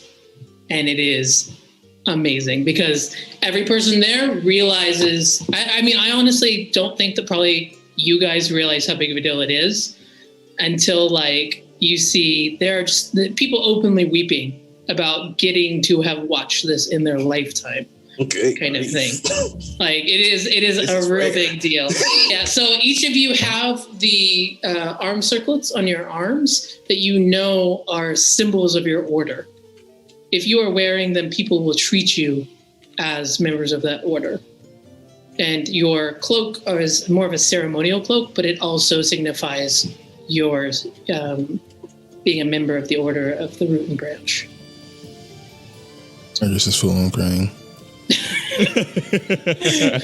And slowly the room begins to empty out into the streets, which is just this full-on celebration. The entire city of Beauvau is celebrating with you today. And there's this large table that's set up outside where they're already starting feasting, and they're inviting everyone to come and join. And people are queuing up to hope to get to make your acquaintance. There's quite a few people who are just like, "I don't believe we've ever met. My name is, Lord Tobias, and just like people who are looking up. You also see lots and lots of, like, kids who are looking up to you, who are very wide-eyed. And you see a lot of your friends from the school who were invited to witness this event, who you did not think could get more hero worshipy before, because you remember Miri's stellar performance, like, lauding your tales of what was going on. But that was nothing compared to the open adoration they have on all of their faces as they stare at you. So a couple of meta notes really quick. Asir is a gender-neutral version of, like, sir or ma'am sort of thing. It is a title that you can use all the time. You're more than welcome to use this all the time. People will use this for you in Theron Tomiel. You also know, Ardris, that the Untouched Wists are land that is now your own. Your family has land, and which you will inherit upon when you become the Lord Alaran. But until then, this is outside of the Alaran's holding. This is only for you. Which is why you are a Baron of the Untouched Wists. Yeah. So big party happens. It is wonderful fun and chaos. Is there anything you guys would like to experience in this moment? Oh, you better believe it. Hit me. Otis would probably have a conflicted expression on his face, but Otis will actually advance on the Alaran family. They are both seated. So there's an honor table at the front where all of you are seated, and the ruler is also seated at the honor table. There's like a second table next to it, which is where Arch's family is seated, and is a place of honor. So it would be easy to find them because that's where they are. And Otis will approach assuming all three family members are together. Argis, you there? Yes. Yes, I am. Yeah, they're there. Otis is going to pause for a minute and adjust his feather boa, which he still kept on. Mm-hmm. Mm. I mean, it fit the color scheme, so they let it happen. Oh, it was going to happen whether they liked it or not. But Otis will slowly look at Argis and be like, so you actually have a heart, huh? Oh, so? Yeah, you was crying or whatever. I was. And Otis will sigh and stare at the ceiling for a second. And they'll be like, congratulations, Idris. I know this means a lot to you. Thank you, my friend. It was something that could not have been done without your help. Don't burn me no more and we even, all right? I do not intend to do so again. That don't sound like a full promise to me. And Otis looks at Lady Alara. That sounds like a good promise. You see, like, she's still kind of just like wiping at the corner of her eyes a little bit. And it's like, well, Asir Argis Alaran, I do think promises have meaning. Give my word that I will not burn you again, assuming that burning you doesn't somehow save your life or something like that. Otis frowns, but then he slowly nods affirmative in like a that'll do motion. Lady Alaran turns to you, Otis, and is like, well done. Oh, thanks. I don't know what it means, but at least I get to do what I want around here. And you did really well during the ceremony. I just watched Kellen.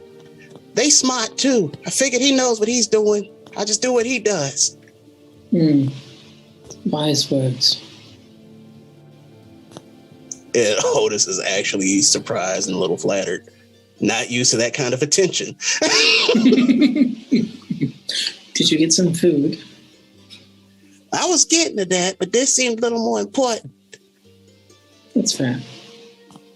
Yeah, Otis just about faces and leaves, but then he turns around like, it ain't room for me to walk away right now, is it? The chancellor told me I gotta watch my manners. You could probably say goodbye. Oh, bye. And then Otis just turns around and keeps walking. Goodbye, Asir Parmed.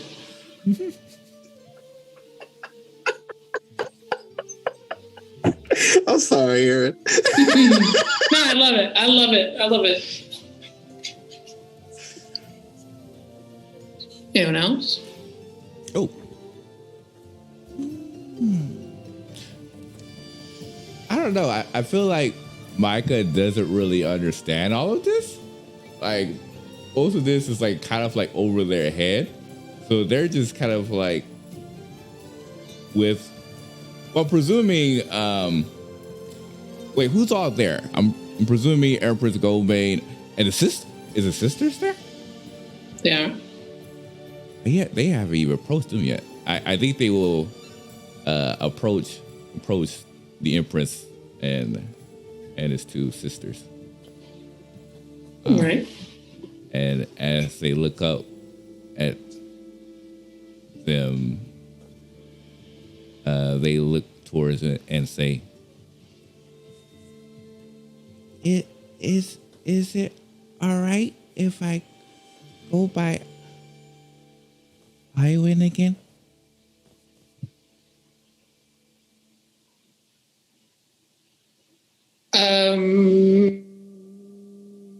Hard questions. The Empress looks taken back.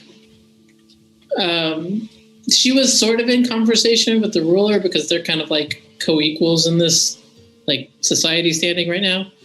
But as you approach, like she stepped away just to talk to you, and she looks at you and she's like, "You would want to use that name again?"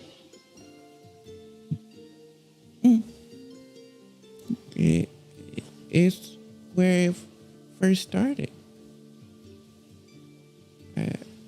I always felt like it was for me. It is the name I chose for you, so I'm glad that it felt right. Okay. Well, I win it is. Thank you. Asir, I win. Asir. I win. And what are your plans, good Asir Knight? I don't know. And they'll look towards this, the sisters. I didn't get the chance to talk to them to you. Maybe get to know you all. I don't know anything about you. You see, the older sister is Alanis, who is very close to the age of majority. And she looks more put together than yesterday, because it's not a direct surprise, but a little bit wary. But she's doing her best to cover it. And she's like, yeah, it'd be cool to get to know you, I guess. I mean, I knew you when you were a baby, but I guess you didn't know me. Edith, on the other hand, immediately kind of like rolls her eyes and this sneer kind of comes over her face. And she turns and looks to the Empress and is like, I'm going to go get some food, and stalks off.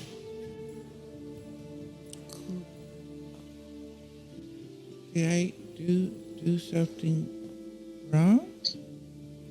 No, Iwan, you didn't do anything wrong. It's just, I mean, it's a lot of changes. And she just needs some time. And you see Alana's kind of nods in the background and then takes a step back and turns to follow Edith.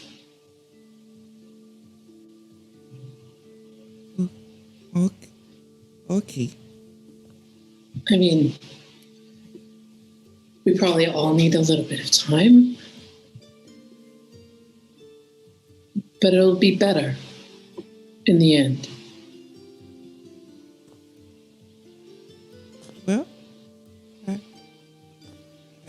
with you all here, I don't mind at all. Time is good for me. Well, I mean, we won't get to stay forever. You'll have to go to school, and I expect that I'll have a nation to run. But we'll make the most of the time we have now, and we won't ever get separated like that again. And we'll talk a lot, and I'll come visit you, and you'll come visit me when you're ready.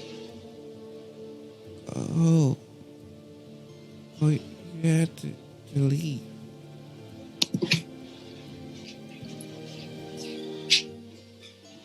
Yeah, well, I mean, I don't know how soon or even kind of how that's going to work. I think that Theron Tomiel is probably going to have some opinions about that. But, yeah, I mean, I have my people to look after. Our people to look after. And... Our people?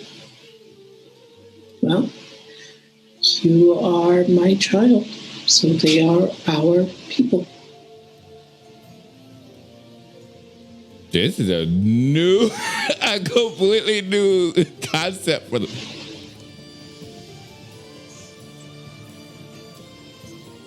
Oh. And there, you just see like their head kind of like turn to the side and almost like a blue screen of death moment because they never even took that into consideration.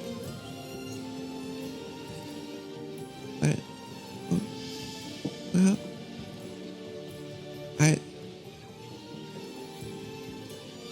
I would still like to spend as much time as we can before we go. Yeah. And even, if we have to both go places, that doesn't mean we stop spending time, okay? Okay. And especially Discovery that she'll be leaving soon. I think they'll spend most of their time with the Empress. Mom number 2. Mom number 2. I mean, there's a lot of sort of awkward moments. Like she tries to get you some food. That doesn't go over so well, but it's always a sense of trying to do her best. You know what I mean? So even though there are awkward moments, none of it is all of it can be surmounted by just keep trying. You know what I mean? Mm-hmm. While you spend time with her, the sisters don't come back. I will say, roll a perception check for me real quick. Okay. Okay, 12 plus 7, 19. 19. At one point, you see, kind of tucked into an alcove where they think they can't be seen. Edith looked like she's crying, and Alanis has, her arms around her sister's shoulder and is, saying something quietly to her. But no time that you're hanging out with your mom do both of them come back. Yeah, and they'll note that. Especially the crying function, just because they still believe it's their fault, so they understand. Makes sense.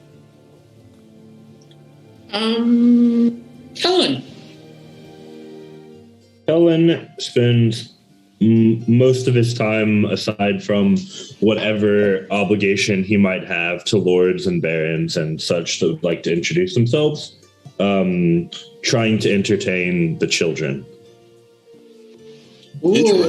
For our benefit, seeing mostly someone that he's never met in them. Yeah. Pyrea is right there next to you.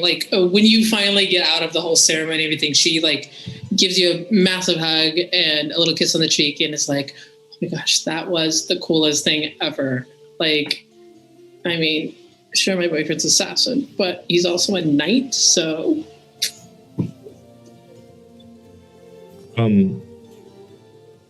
Yeah, I guess. It's pretty cool. Yeah, it is. You think it's cool? It's I thought it was cool, but now you're making me doubt myself. No, it's cool. But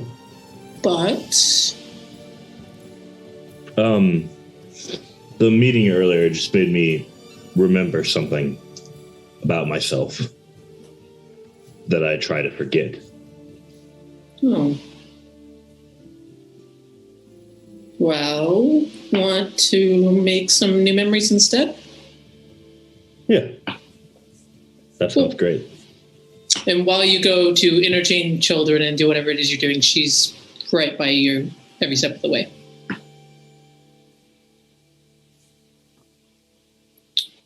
Yvain. Imagine she did the polite thing of talking to anybody who came over to her before sliding away just to find a quiet spot so she could just decompress and process everything because it's been a busy couple of days. You kind of go around the side of the building a little bit and you're looking for a quiet spot and you see Professor Alfred Klum, who's kind of just leaning against the outside of the wall. He's drow, so he's got a parasol, but right now he's in shade, so it's laying like on the ground beside him as it leans back. For gloom is dry. Let me write that down. She does the thing of like, it looks like she was trying to be quiet, sees him and just freezes and just eyes him for a second, just like, what is going on? You get like one eye opens to look at you and it's like, oh, it's you, Yvain. How's it going? It is going well. I was hoping to just, have a little bit of time from the festivities. It is it's very loud.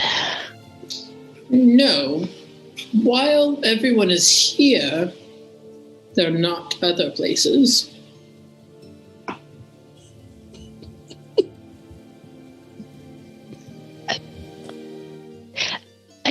I do apologize, but I beg your pardon. What exactly does that mean? I think I know a spot. Oh, thank heavens! And he takes you to a currently abandoned, massive art and history museum. It appears like it probably ought to be locked, except for Loom didn't seem to find it locked. Not sure what that's about. But he ends up giving you like a little private tour of it for as much time as you might want to be with people. And then when he senses that you're kind of like needing a little more space, we'll be like, well, I'm going to go check out the antiquities section from, it doesn't matter. I'll see you later. That's kind of... Is it okay that I'm here? You're a hero of the realm. I'm pretty sure they wouldn't kick you out even if you tried. Still rules that okay, I'll go with it for today. So she'll just like take a little wander through before she'll head back to the party. Nice. Make an investigation check. Oh. It's only a 9. Because it's not her skill.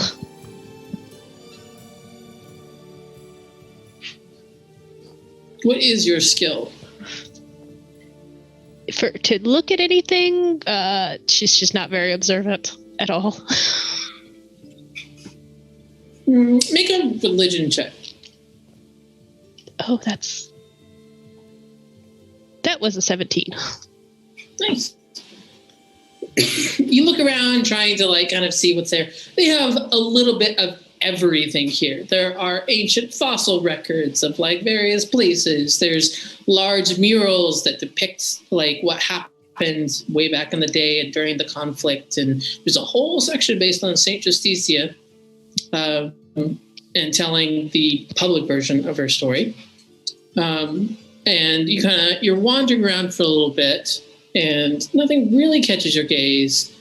You find a nice little booth where you can kind of sketch and make some notes and this kind of thing. And then just as you're getting ready to leave, kind of out of the corner of your eye, you see that there's like it looks like it would be a diorama, except for it's not lit. She'll like wander over to it. As you wander over to it, you see something that looks very familiar. It looks like a diagram of the valley where you are from. Like a diorama, not diagram, a diorama of the valley where you're from. Except for old. Is it lit up at all? It's not currently lit at all. So you're just kind of like looking through the glass at the darkness. She's going to like look around to like check that there's no one there before she gently touches the glass and casts light. Nice. As you do, the inside of the glass lights up. No one seems to have realized that you've done it. And inside of this diorama, you can see that out of the natural features, you wouldn't normally notice this. And probably hundreds of people have gone past this without noticing this. But you notice if you take a like bird's eye view of this, it kind of looks like it's the shape of your holy symbol. Like there is a river that runs through the valley that matches kind of where the scythe's blade goes in your holy symbol. There's a verdant area of wheat that matches where the wheat is on your holy symbol. she's like doing the like look around. She's like, I'm in a museum. I don't want to get anyone in trouble. I don't want Ardris to yell at me. Mm-hmm. And just kind of like holding her holy symbol up just enough to like try and see if it like matches up. And it's just like, this is most peculiar. Yeah. As you finish doing that, you do start to hear some noise as someone walks in. Like deactivates the light. All right. So in the direction of where you came in, the entryway, it sounded like somebody else walked in. That must be Professor Loom. And she'll like go towards the sound, like. You walk back into like the large kind of foyer area where you would normally like, I don't know, buy a ticket or get a tour guide or whatever. And you see from the back an individual. He is pretty tall with long blonde hair. He's wearing an outfit that looks like it's probably well tailored for the fancy event that everyone else was just at.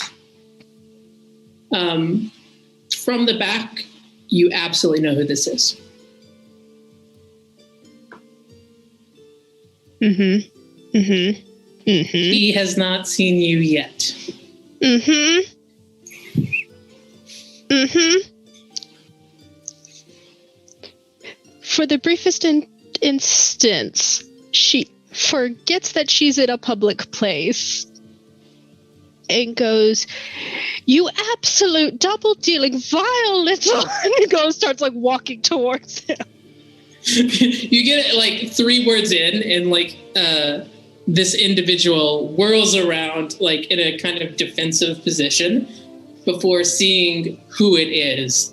And he immediately relaxes. He opens up in his arms and he's like, "Well, look here. If it isn't, what was your title again? Knight of the Order of the Rooted Branch. How fascinating. Such a good story. And who would have thought?" Why absolutely are you here? You can't stay here. You have to leave. Oh, but I'm making so many friends. How could I not stay here? You know, I even heard this excellent rumor. Apparently, there's a magic school that's looking to start up nearby. Absolutely not. That is nothing but a rumor. My sources say otherwise. Elian, will you please leave? Sure, I can leave. But I'll see you later. No, absolutely not. No. What are you doing here? When did you get here? She's like following him. He starts to like walk out the door, still unlocked. As like you're just gonna like follow him, asking all these questions. He's moving with a very leisurely kind of pace, all smiles, all presentation kind of. And he gets out the front door on the steps, and he infuriatingly, he looks really good right there. You know what I mean? Like he's standing on the steps, surrounded by like this massive like monument to art and history and culture, and like this kind of refined, sophisticated. He looks good. He looks like he just walked out of some sort of catalog. And he turns to look at you, and the sun hits his hair just right. And he's like, "Oh, sorry, I wasn't listening." Oh, yes, Laponce, okay. And she like turns and walks away from him. Oh, no. I'm not dealing with this tonight. I'll find you. Absolutely not. Excellent to see you, Yvain. Shut up, Elian. Look how far you've come. No, seriously, look how far you've come. Well, look here. You left. I had to do something. I wonder what Isolde will think about that. But, you know, she... I very much remember her writing a letter telling you to stay there and take care of things. You're a horrible brother, and I hate you very much. And she walks off. He lets you walk off, waits a beat, and then seems to follow in the exact same direction you're going. Are you going back to the festivities? Yes, she is making a beeline trying to get away from her older twin brother just to be like, ah! So the rest of you eventually are going to see Yvain looking a little bit flustered come around the corner, and then someone who looks a lot like her, but a lot different, also come around the corner with a big, big smirk on his face. And Otis attempt to insight or perception, see that and see if he can infer what the situation is. You see that Yvain doesn't look all that thrilled, and the other individual looks like he's having a lot of fun, and there is a strong family resemblance. Well, I say strong. I don't mean strong at all. There is maybe a family resemblance. Otis is going to make his way over then. Miri will also make her way over because she sees how uncomfortable Yvain looks. As the two of you come over, he does this deep, like, flourishing bow, and it's like, oh, Asir Alonia, was it? And Asir Palmred. I am honored. What's the problem? I'm not having any problem at all. Then why does our friend look very upset? Oh, Yvain, don't look upset. She says something to him in Celestial that's not very proper. Oh. He repeats something back that is just slightly worse. Hey, am I close enough? Am I close enough to overhear? You can be. I'm gonna walk over. Oh no, God. Oh, and now it's a party, Asir Hobas. Such a pleasure. Watch your mouth. There are children present. Oh. My apologies. Sorry, children. Apologize. You know what he said? She says that to Kellen. Well, I understand Celestial's not for everyone. It's no problem. Be happy to talk to you in any language you'd like. What languages do you know? Oh, you know. I'm a well-traveled man. Oh, can Otis insight check him? That's not that's the question. I mean, you can. Like, are you just trying to figure out if he's lying about being well-traveled? Otis is basically assessing threat level to himself and his party. You know what? Miri's gonna cast Comprehend Languages right now. Okay. All right. Just in case Feel he says loud, I'll roll shit. Yeah, you roll it. He watches you cast it and is like, switches to Celestial to so neat trick. A woman of discerning taste, I see. That is a 21 on that insight check. I mean, other than like aggressively flirting with Miri in an inappropriate way and generally enjoying riling up Yvain, he hasn't done anything that is like aggressive or threatening to anyone. Does Otis kind of sense any sense of like potential threat, like underlying magical prowess or dexterous movement, any form of like athleticism?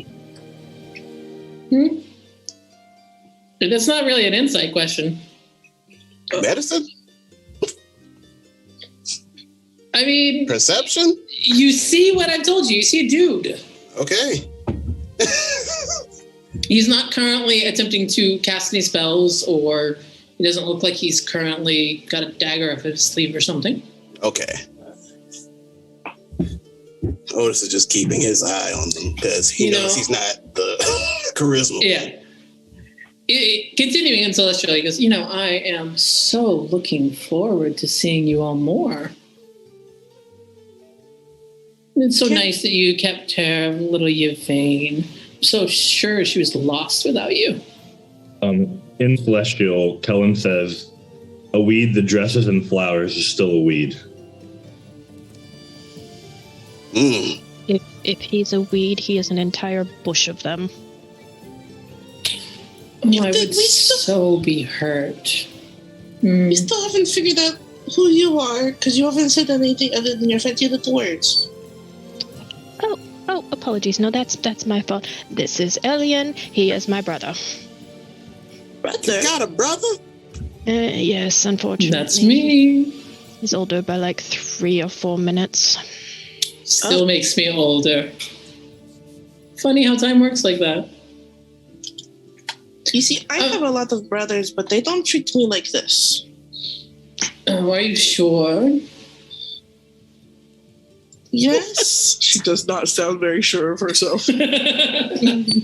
Well, maybe they're just not like me then. Probably not. Probably not. Hey, you want to go somewhere? Because apparently you don't like this guy. What? You know what? To make his night, I am going to stay absolutely with him. Let's go. Let us go get something to eat. Let's go walk around. Come on. It will be just like old times. You can tell me about all of the wonderful things you've done. Oh, absolutely like old times, and you'll run off in the middle of the conversation. Let's go. Well, if there's something more interesting, you can't blame it. And he's just like, as he's being let off, he just keeps running his mouth. Otis is half paying attention. More watching his movements and intent than paying attention to the words. Otis. She kind of like waves her hand in front of his face. Why? Hey, you're really watching him. I mean, there's something about him I don't exactly like, and he's giving our new friend some trouble. You want to tell him?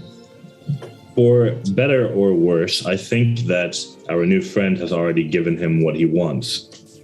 And then he's going to, like, put as much poison onto the word as he can.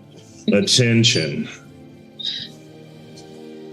Yeah, it probably would seem so, but...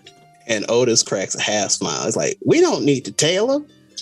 And Otis will telepathically communicate with Nazareth. What you doing? Oh, no. Watching. Can you watch them?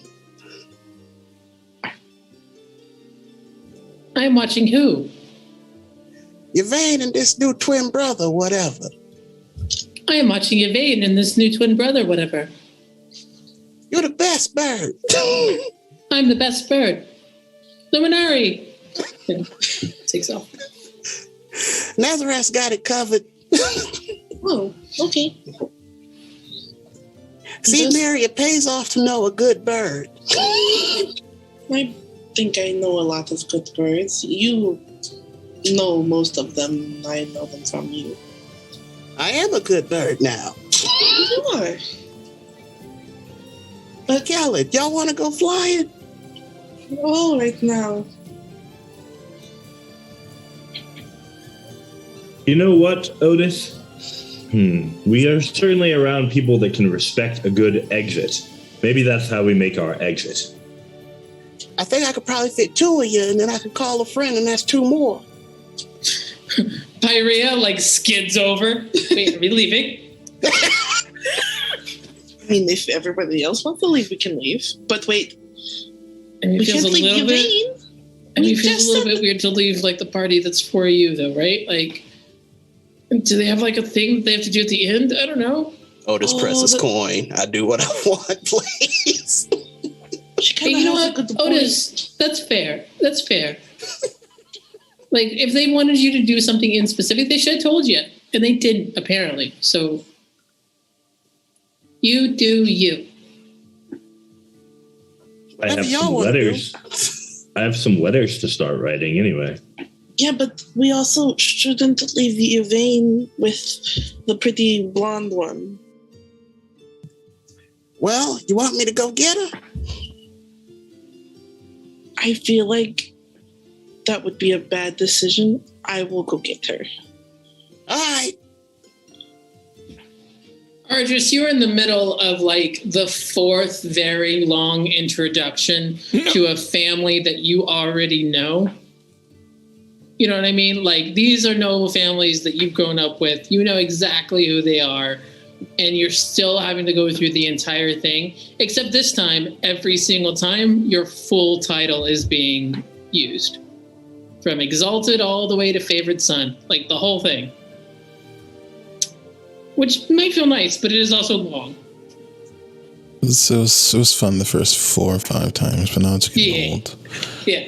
But Arjus is going to look for a moment to politely excuse himself, and he's going to go and look for his fiancée. You do not have to go far, because as your fiancée, she was invited to like the honored table, like the kind of second table where your parents were. So you don't have to go very far to find her, and she is beaming. She is outwardly very happy. It's good to see you all enjoying yourself. It was quite enjoyable. Indeed, it has been a spectacular day. I hope you haven't been bored with all the introductions or reintroductions. I do like hearing the word betrothed every time they do your full title. It's nice. Well, it does have some benefits. Although this is the 3rd time we've had to cancel our picnic. Well, I don't believe they actually need me for anything else at the moment. She take a... She sits back a little bit as you're talking and like gestures down towards her feet, and you can see there's a very discreetly wrapped like bundle there. And she's like, well, I may have brought some provisions if a walk were to be had. He considers it for a moment, and he kind of pauses for a second. You know, for once, I think it would be better to take a card from Otis's playbook. I don't really think anyone has the authority to prevent me from doing much of anything at the moment. And he's going to cast Fly and then just leave. Baller. Love it. She scoops it up. Like, I mean, I assume you're like doing like Superman Lois Lane, like you're kind of carrying her as you fly. She scoops up that little package that was by her feet as you go, and she's just laughing the whole way out. And you see quite a few like, ooh, ah, from the crowd who don't know what's going on, and from the nobles in line who were waiting to shake your hand. They don't look all that happy, but what are you gonna do? Love it. Some things are worth it. Love it. I'll take off, find a nice quiet spot. She's got like basically a bottle of champagne and like some chopped fruits and that kind of stuff, and just like enjoy a little time together. So I will just give you just a fun day that isn't related to politics or anything like that. And at the end of it, he will give her a kiss. She takes every opportunity to call you Knight Commander or Exalted Protector or a Seer. Like, she goes through the whole thing at various stages. And like, after she kisses you, she's like, now what is this about untouched wrists? Because apparently I suppose we are in control of that land. We should probably go and see it at some point. Now that would be fun. Do I know how far away that is from where I am? It's on the southern coast towards the east. Maybe 5 or 6 hours. I will cast Sending to who's the most responsible. He'll sending to Miri. Miri, me and Lady Venfina are going to go and see the my barony, apparently. Do you all wish to join us? Oh, I think we all were actually leaving in a second. I don't know where to. Oh goodness, I will use another spell slot to... There really needs to be like a better mass communication spell. Well, It is a good distance from here, roughly 5 or so hours. You all are welcome to meet us there. We'll probably be flying. Oh no, it's just up to you. I figured you all could use a break. I think that's 23-ish words. I can mention it to the others. Yeah. Sounds good. Oh no, Miri's the reverse jester.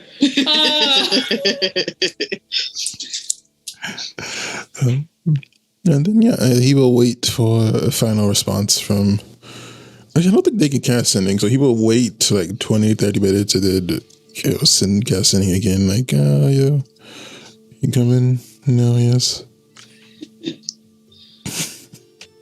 Let's cut to the group really quick to see, you guys have been like sort of stalking Yvain and her brother via Nazarath.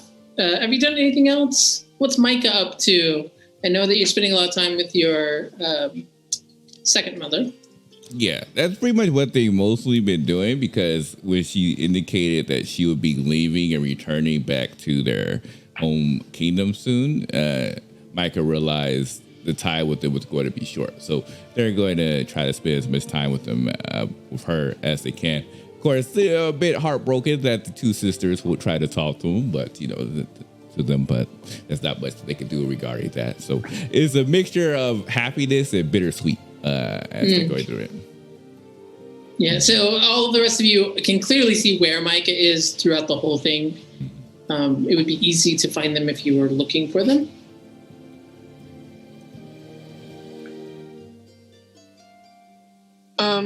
Miri was specifically going to Yvain to get her away.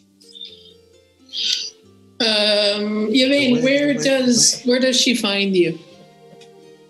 They went to like grab something to drink, and then she like drug him away to basically interrogate him. Basically, like, why are you here? What is going on? Where have you been? How far away are you taking him? Not too far away. Like, they're still in a public area. She's using it more so that she doesn't lose her entire patience with him and do something stupid.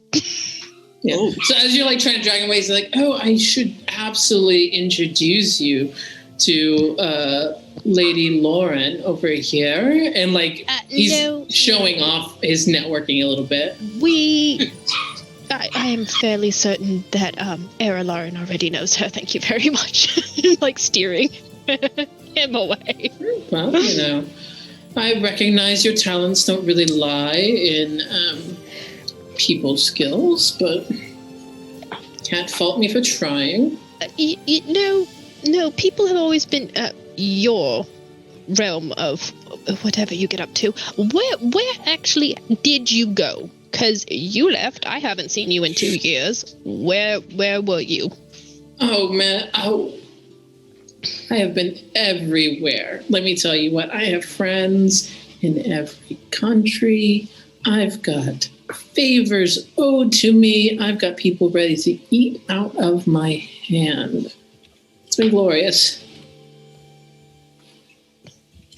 Well, very good for you. But now why are you interested in going to school? Oh, well, I can't be worried for my baby sister. I mean, clearly you need some guidance. Look at you all lost. I have plenty of new friends who are very talented individuals and whom I trust their guidance a lot more than I trust yours. You wound me. What have I ever done? You left me in a convent. I mean, in my opinion, you stayed in a convent. You left. You didn't tell me where you were going. You didn't even bother. I woke up one morning and you had disappeared off the face of the earth. I didn't know where I was going. I just knew I couldn't stay. It was so boring. So now you want to go to school? Well, sure. Oh, good. Well, I will look forward to seeing you in class. I do hope that you do not get into trouble. I am hurt. I'm hurt that you would think that anyone could ever blame me for this. I'm just a good and dutiful brother, looking out for my younger sister, ensuring her education, making some more friends. Okay, whatever you say. By the way, when is the last time you talked to her?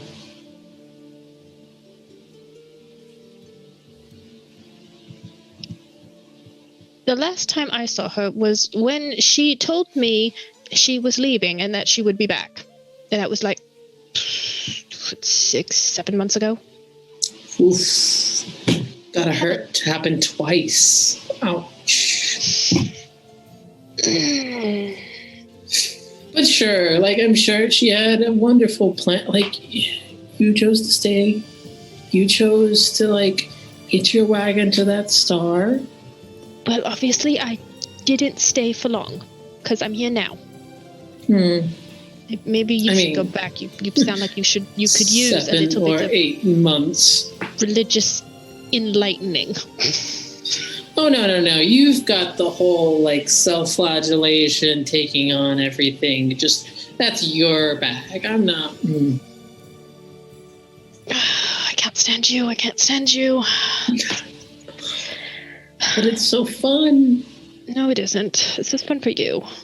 Torture for me. Well, seems like that's your problem, not mine. I hope your feathers fall off. Well,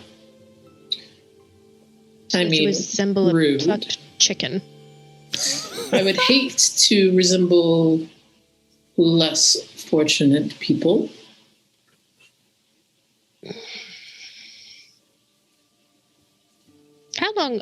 How long have you actually been here in this city? Oh, I don't know, a couple weeks, maybe. Have you been stalking me? No. Oh, thank heavens. Have you been here a couple weeks? Tell me everything. Absolutely not. I'm not telling you anything. You have to ask politely. Yvain. Alien. Yvain. Beautiful, poor, sweet, lovely Yvain. I will slap you back up to the celestial plane. Please. I have been here for a couple of weeks, yes. I have rather been enjoying my time. There was very little stress. Wonderful. Sounds like we can turn over that new leaf together. Maybe, I don't know, let your hair down a little bit. Have you considered changing your palettes? Because I'm just saying it's a little dark. What, and look like a flash of light like you are? Well, think they can some of us like to stand out. You two like to stand out a lot. This is painful. This is absolutely painful. I'm worthy of being adored. Why would I deprive the public of all this? Maybe you should go find a pedestal to stand on. It might be a better use of your talents. Again, with the personal attacks. Well, I'm being as friendly and nice and encouraging. Your fact that you're here feels like a personal attack. Well, in that case, if there's nothing I can do in order to make this okay, I guess I'll just have to lean into it a little bit and see how much of an irritation I can be. This will be fun. You can certainly try. Oh, and he waves over at yet another set of nobles. You don't know any of these people. He's like, I gotta go. You go have fun. Go have fun. I am going to go do something much more amusing. Sure. See you at school. And heads off. It is about this time, Mary, that you arrive to where Yvain is, and he gives you finger guns as he walks past, but doesn't stop because he's on his way to do something. She just looks so confused, ugh. Just keeps walking over. Yvain? Oh, thank heavens. Hello, Mary. Is everything okay? Now that he's gone, yes. The fact that he possibly could return like some horrible boomerang, no. But it's much better to see you. Thank heavens. How are you tonight? I'm okay. We were going to leave, actually. Oh, that's a marvelous idea. Let's go. Okay, she'll just kind of like walk with her. But before they get over there, she's going to turn to her and just say, if anything ever, if he bothers you again, you just have to say something to us and we'll beat him up or something. I don't know. He's more of a... No, he'd like that too much. He's a bit of an attention hog. I feel like ignoring him will be the best point at this point. Maybe we could drop him off in the middle of nowhere. Could play with a little bit of his game, but I'll leave that for another day. Oh, you have thoughts. Oh, please let me hear these. This is going to be wonderful and great. Well, I am a bard by trade, and... Oh, well then you and him do share something in common. I don't think I'm that insufferable. No. You are much more pleasant. You are wonderful. Thank you, but usually it helps to have somebody who is more knowledgeable in how to handle said annoyances. I do like how you think. We should probably go find the others before they get off to trouble. Where is Ardris? Oh, he said that he was going to some place that's 5 hours away from here. I kind of forgot the name. Oh, well, I hope he has fun. He invited all of us. It's just I feel bad because I actually did forget the name. Oh, well, it could be fun. Yeah, let's go talk to the others because we're all waiting to go. Yes, let's go talk to the others. As you rejoin the others, you can see Pyrea is using Kellen like a human shield. In terms of from the rest of this crowd, she is using him to put distance between her and this crowd. You imagine she probably sticks out quite a bit here and has shown a tendency towards aversion of crowds before, like in the Burden Festival. So she looks absolutely ready to jet.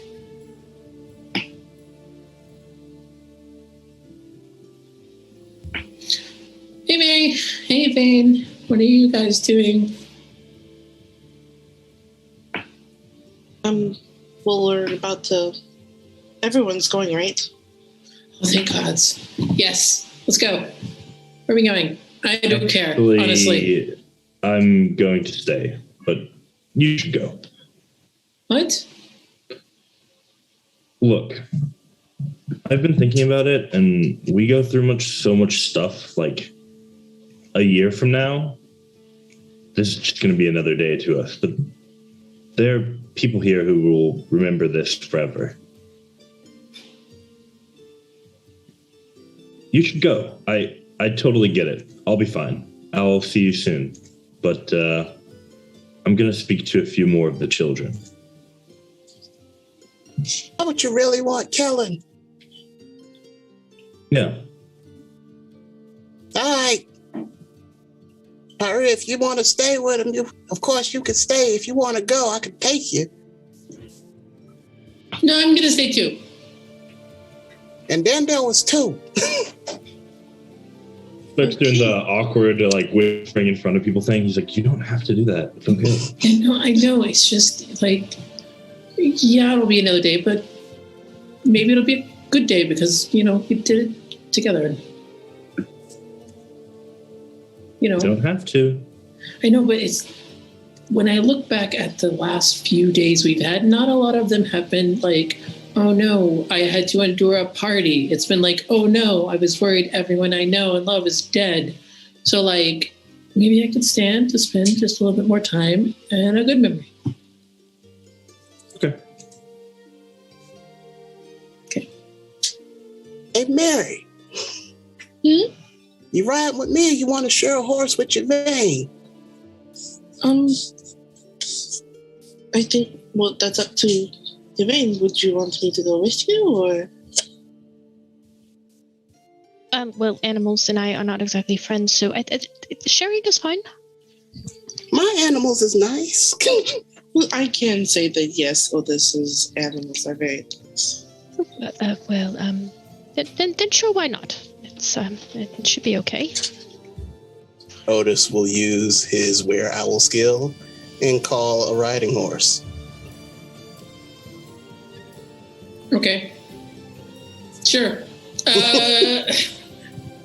You watch. You gave it to me, Aaron. No, I know. You watch as Otis's mouth does the weirdest thing, in which it's not loud, but it is a definite horse sound. Like, it's not someone pretending to make a horse sound.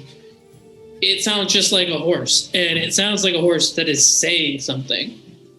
And you're like, what? And then you hear a return like whinny from a ways away.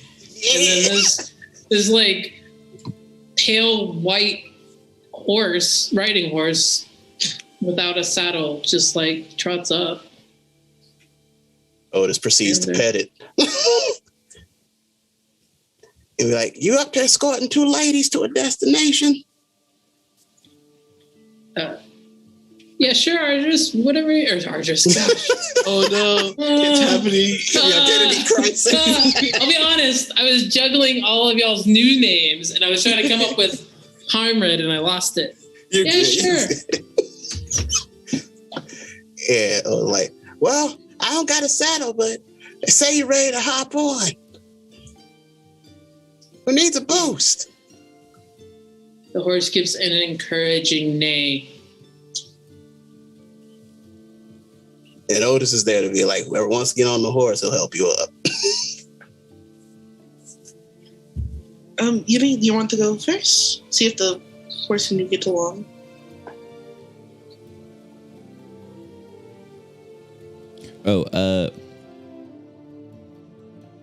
I'll cut this out in recording, but Ari has to step away for her dinner. Okay. Yeah, her dinner was at. Okay. So then should I have Miri go with Otis then, just to have? Yeah, I'm gonna say Yvain gets ready to get on the horse and is kind of surveying the crowd and sees Micah still there. And because of their previous interactions and how close they've kind of grown in the last couple of days, she feels a little bit weird about leaving Micah all by themselves and decides to stick it out just a little bit longer. Well, Mary, you want to go for a horse ride still? No, I think I want to go for an owl ride instead. And Otis will pat the horse like, sorry, precious. You got to get back to whatever you was doing. Lady don't want to ride you today. Yeah, no problem. Next time. And Otis starts like flexing his muscles a little bit and goes for full-blown large owl. Okay, so here's something interesting. Your stuff that you wear or carry does not get transformed.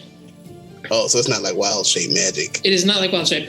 But I don't think that's gonna be a problem, except for I love this mental image of a giant owl with the ceremonial green cape. But Miri, make me a dex check real quick. Gotcha. My D20. Make it acrobatics if you're proficient. I believe she is. Hold up. Let me look. Yes, I am. That's a 4 on that one. So that's gonna be a whopping 11. You see it just before it happens, and you reach out to grab the sculpted circlet that is falling from where Otis's arm would have been. And you reach out to snag it just before it hits the ground. You do unfortunately take 1 point of damage because in your haste to get it, you end up kind of like piercing the palm of your hand just a little bit. Got it. Otis is looking at her, for Otis cannot talk in owl form. Otis merely speaks owl. I'll hold on to it for now. Large owl nods at you and lowers its posture as if to say, get on. Great. And she'll get on. Otis shrieks an owl and takes off. You get a similar reaction to when Argus flew off, in which children are shrieking in joy. It is somewhat dissimilar by the many other people who were around who were not expecting any of this and who are like shocked. But again, overall, it's a very festive kind of party feel. So like people just take it in stride. As Miri is riding off with Otis, I want to cast Prestidigitation, do little sparkles behind them. Heck yeah, you do. Yeah, so with that, people start to like clap. Like this is like, is this like, we've never been to one of these before? Is this what's supposed to happen at the end? I don't know. Dinner and a show, that's all I'm saying. So it sounds like a lot of people have taken off. Ardris and Lady Vinfina are on their way to the coast. Kella and Pyrea are entertaining children. Micah is spending time with his second mom. Otis and Miri, where are you going? You can still communicate with Otis. Otis understands you. Just can't talk back.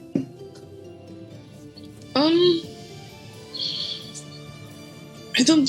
You know, Otis, why don't we just fly?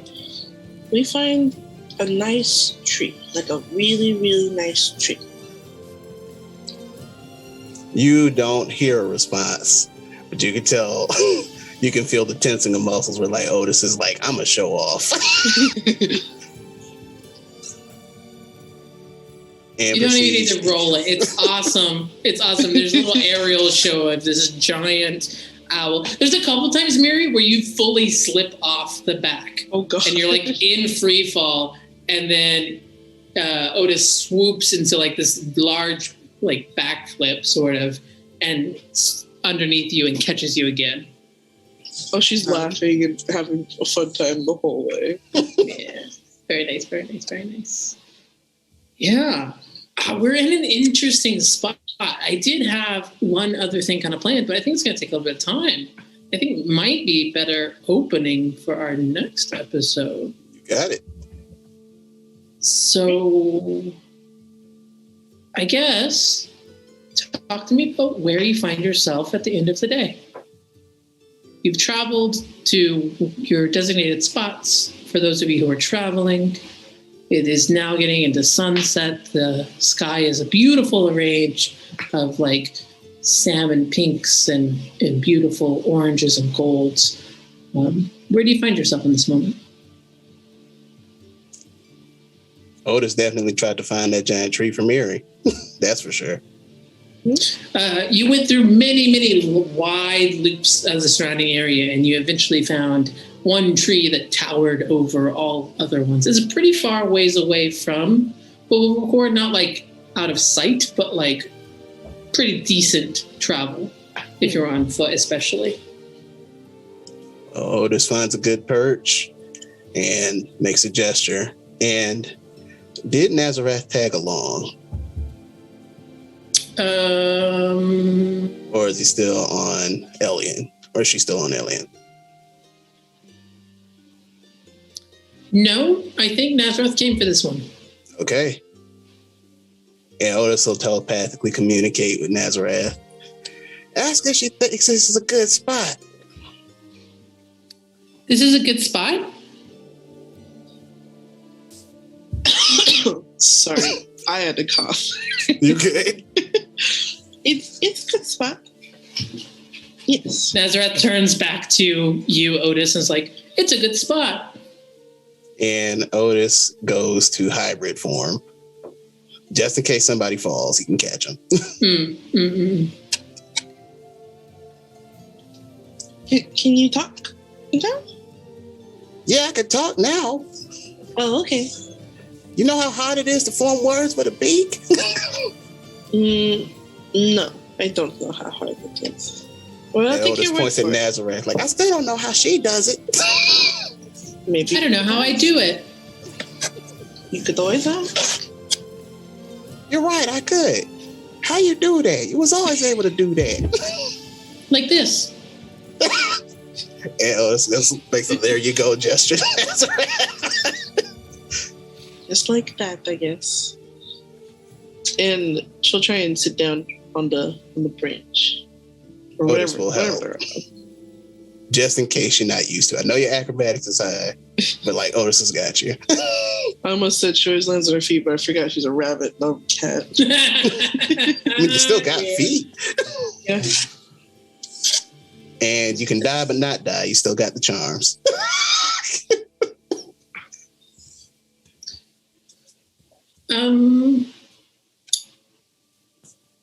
Micah, where do you find yourself at the end of the night? Or at the beginning of the night, the end of the day? So I think for Micah, after enjoying the festivities and being around mom number 2 for most of the event, they're going to see if they can try to build a bridge.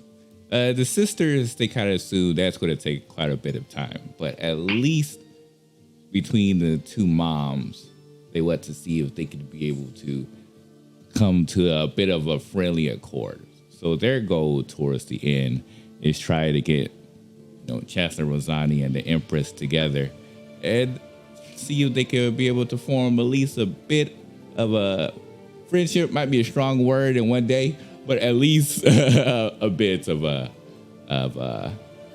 ease per se. Make an insight check. Okay. Oh, well, no, not this time. Not this time. That is a 7. It's difficult for you to gauge because it's very like adult ways of communicating, like per my last email kind of stuff where it's like, it's not textual, it's subtextual. It's kind of difficult for you to gauge, but it seems like they're doing all right together. Your mom looks grateful. Like mom number 2 looks grateful. And you kind of see a shadow of that on Chancellor Rosani's face as well. You have a nice time. Chancellor Rosani asks you if you still have your book. And they, of course, grab it. Oh, are they talking about the book that she gave as a Christmas present? Or yeah, they still have that. But they will mention that they buried their sketchbook.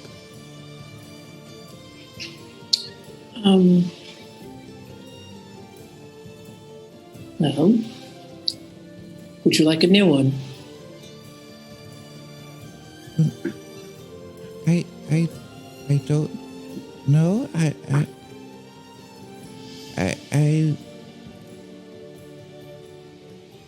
I feel like I'm not supposed to, but so maybe in time. It's fair. Although I will say, you are a knight of the realm of Therantamio, my son, my child, the child of the Empress. There are very few people in this world that can tell you what you are supposed to do.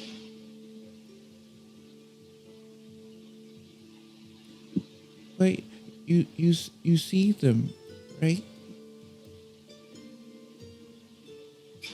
The Empress looks very confused by that and kind of looks at Rosani and looks back at you in a kind of panicked way.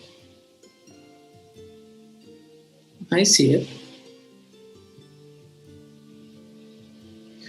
But it is not you.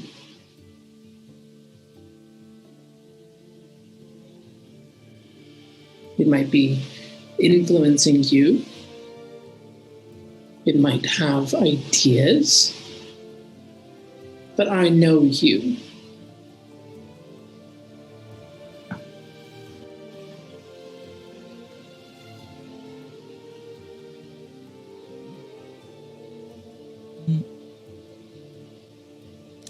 And there's like a genuine smile on their face as they kind of look down, but then they also still kind of look at the side on their shoulder. You know, there's still that fear, of course. Mm-hmm. And so they kind of look up and say, maybe one day. I hope so. Well, if it is or if it isn't,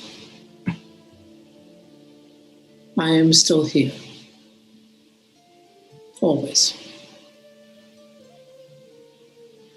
And then they'll give, of course, Chancellor Rosani a hug.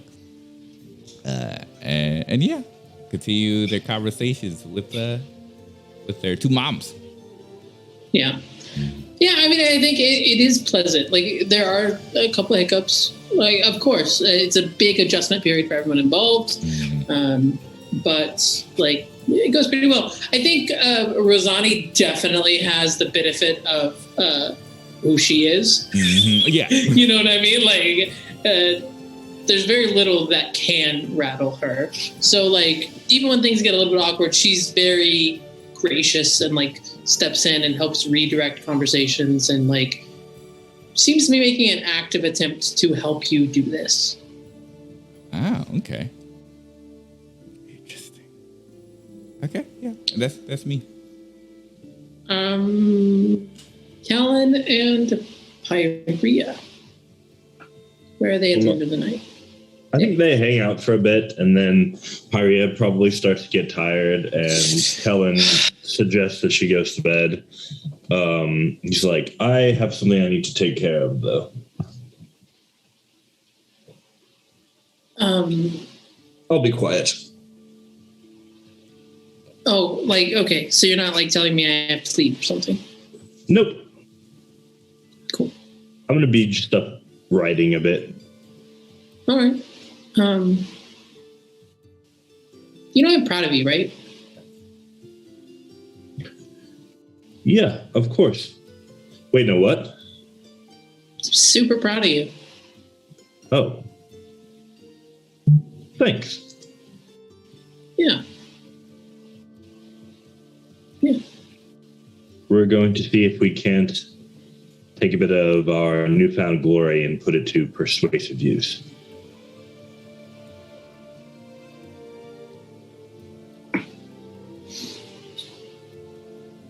Yeah. What does that look like? He starts to write, and he reads out loud as he does so. Dear parents of Narcus, and he'll fill in his full name, which I'm sure Kellen can remember, although I do not, or to whom it may concern, : we all reach moments in our life where we must make a choice, one that will define us and our legacy for as long as we may live. And then he just continues reading aloud as he writes, and he will write several of these letters, all of starting with Narcus and Ayana, but as long as he can force himself to try to stay awake, he's writing one for every student that he believes didn't come back by choice. I'm assuming this is something people have kind of talked about, like people we know, like made it, but decided to leave after the fact. He's writing a letter for each person in the same manner, trying to get them delivered to convince people to come back to school. Wow. Yeah, pretty good writer. thanks. I guess I didn't know that about you. Well, I wrote an essay once if you want to read it. Yeah, sure. And while he continues to write, he'll hand her I'm not going to say the full name because I know we're trying to wrap up, but he hands her the treatise on the development of the light ring. Love it. Which was like a 4-page essay that he wrote about how he came to the formulations for the pattern of the light ring. She was pretty tired as you went back. More like introvert tired, where you're like just exhausted from being around people. She seems to kind of perk up as you're just spending like quiet time together. You watch her as like she mouths some words that she's not entirely certain what they mean, because she's never experienced magic in the same way that you do. It's like a structured, learned kind of thing. And about halfway through, you see that she gets out like a small piece of paper and starts making a couple notes. And then a couple more. And she looks like she gets into actually reading it. He continues writing, but quietly enough to not interrupt her. He's like, I thought that was going to put her to sleep. Yeah, well, be a less good writer next time, I guess. You have exceptional hearing. I did not know that about you. I guess we're both learning something new today. Mm-hmm. Asir. Hobus. Yeah, okay. Yeah, and I mean it's a nice kind of bookend to like the panic of like being separated when the school exploded and not knowing where each other was, and kind of like all of the faltering or kind of bashful beginnings of the relationship. This is just a really comfortable moment where like you're doing parallel play, you're doing something, you're not necessarily doing something together, but you're enjoying what you're doing more because you're doing it in the same room. Lastly, we're going to check in on Ardris and Lady Vinfina.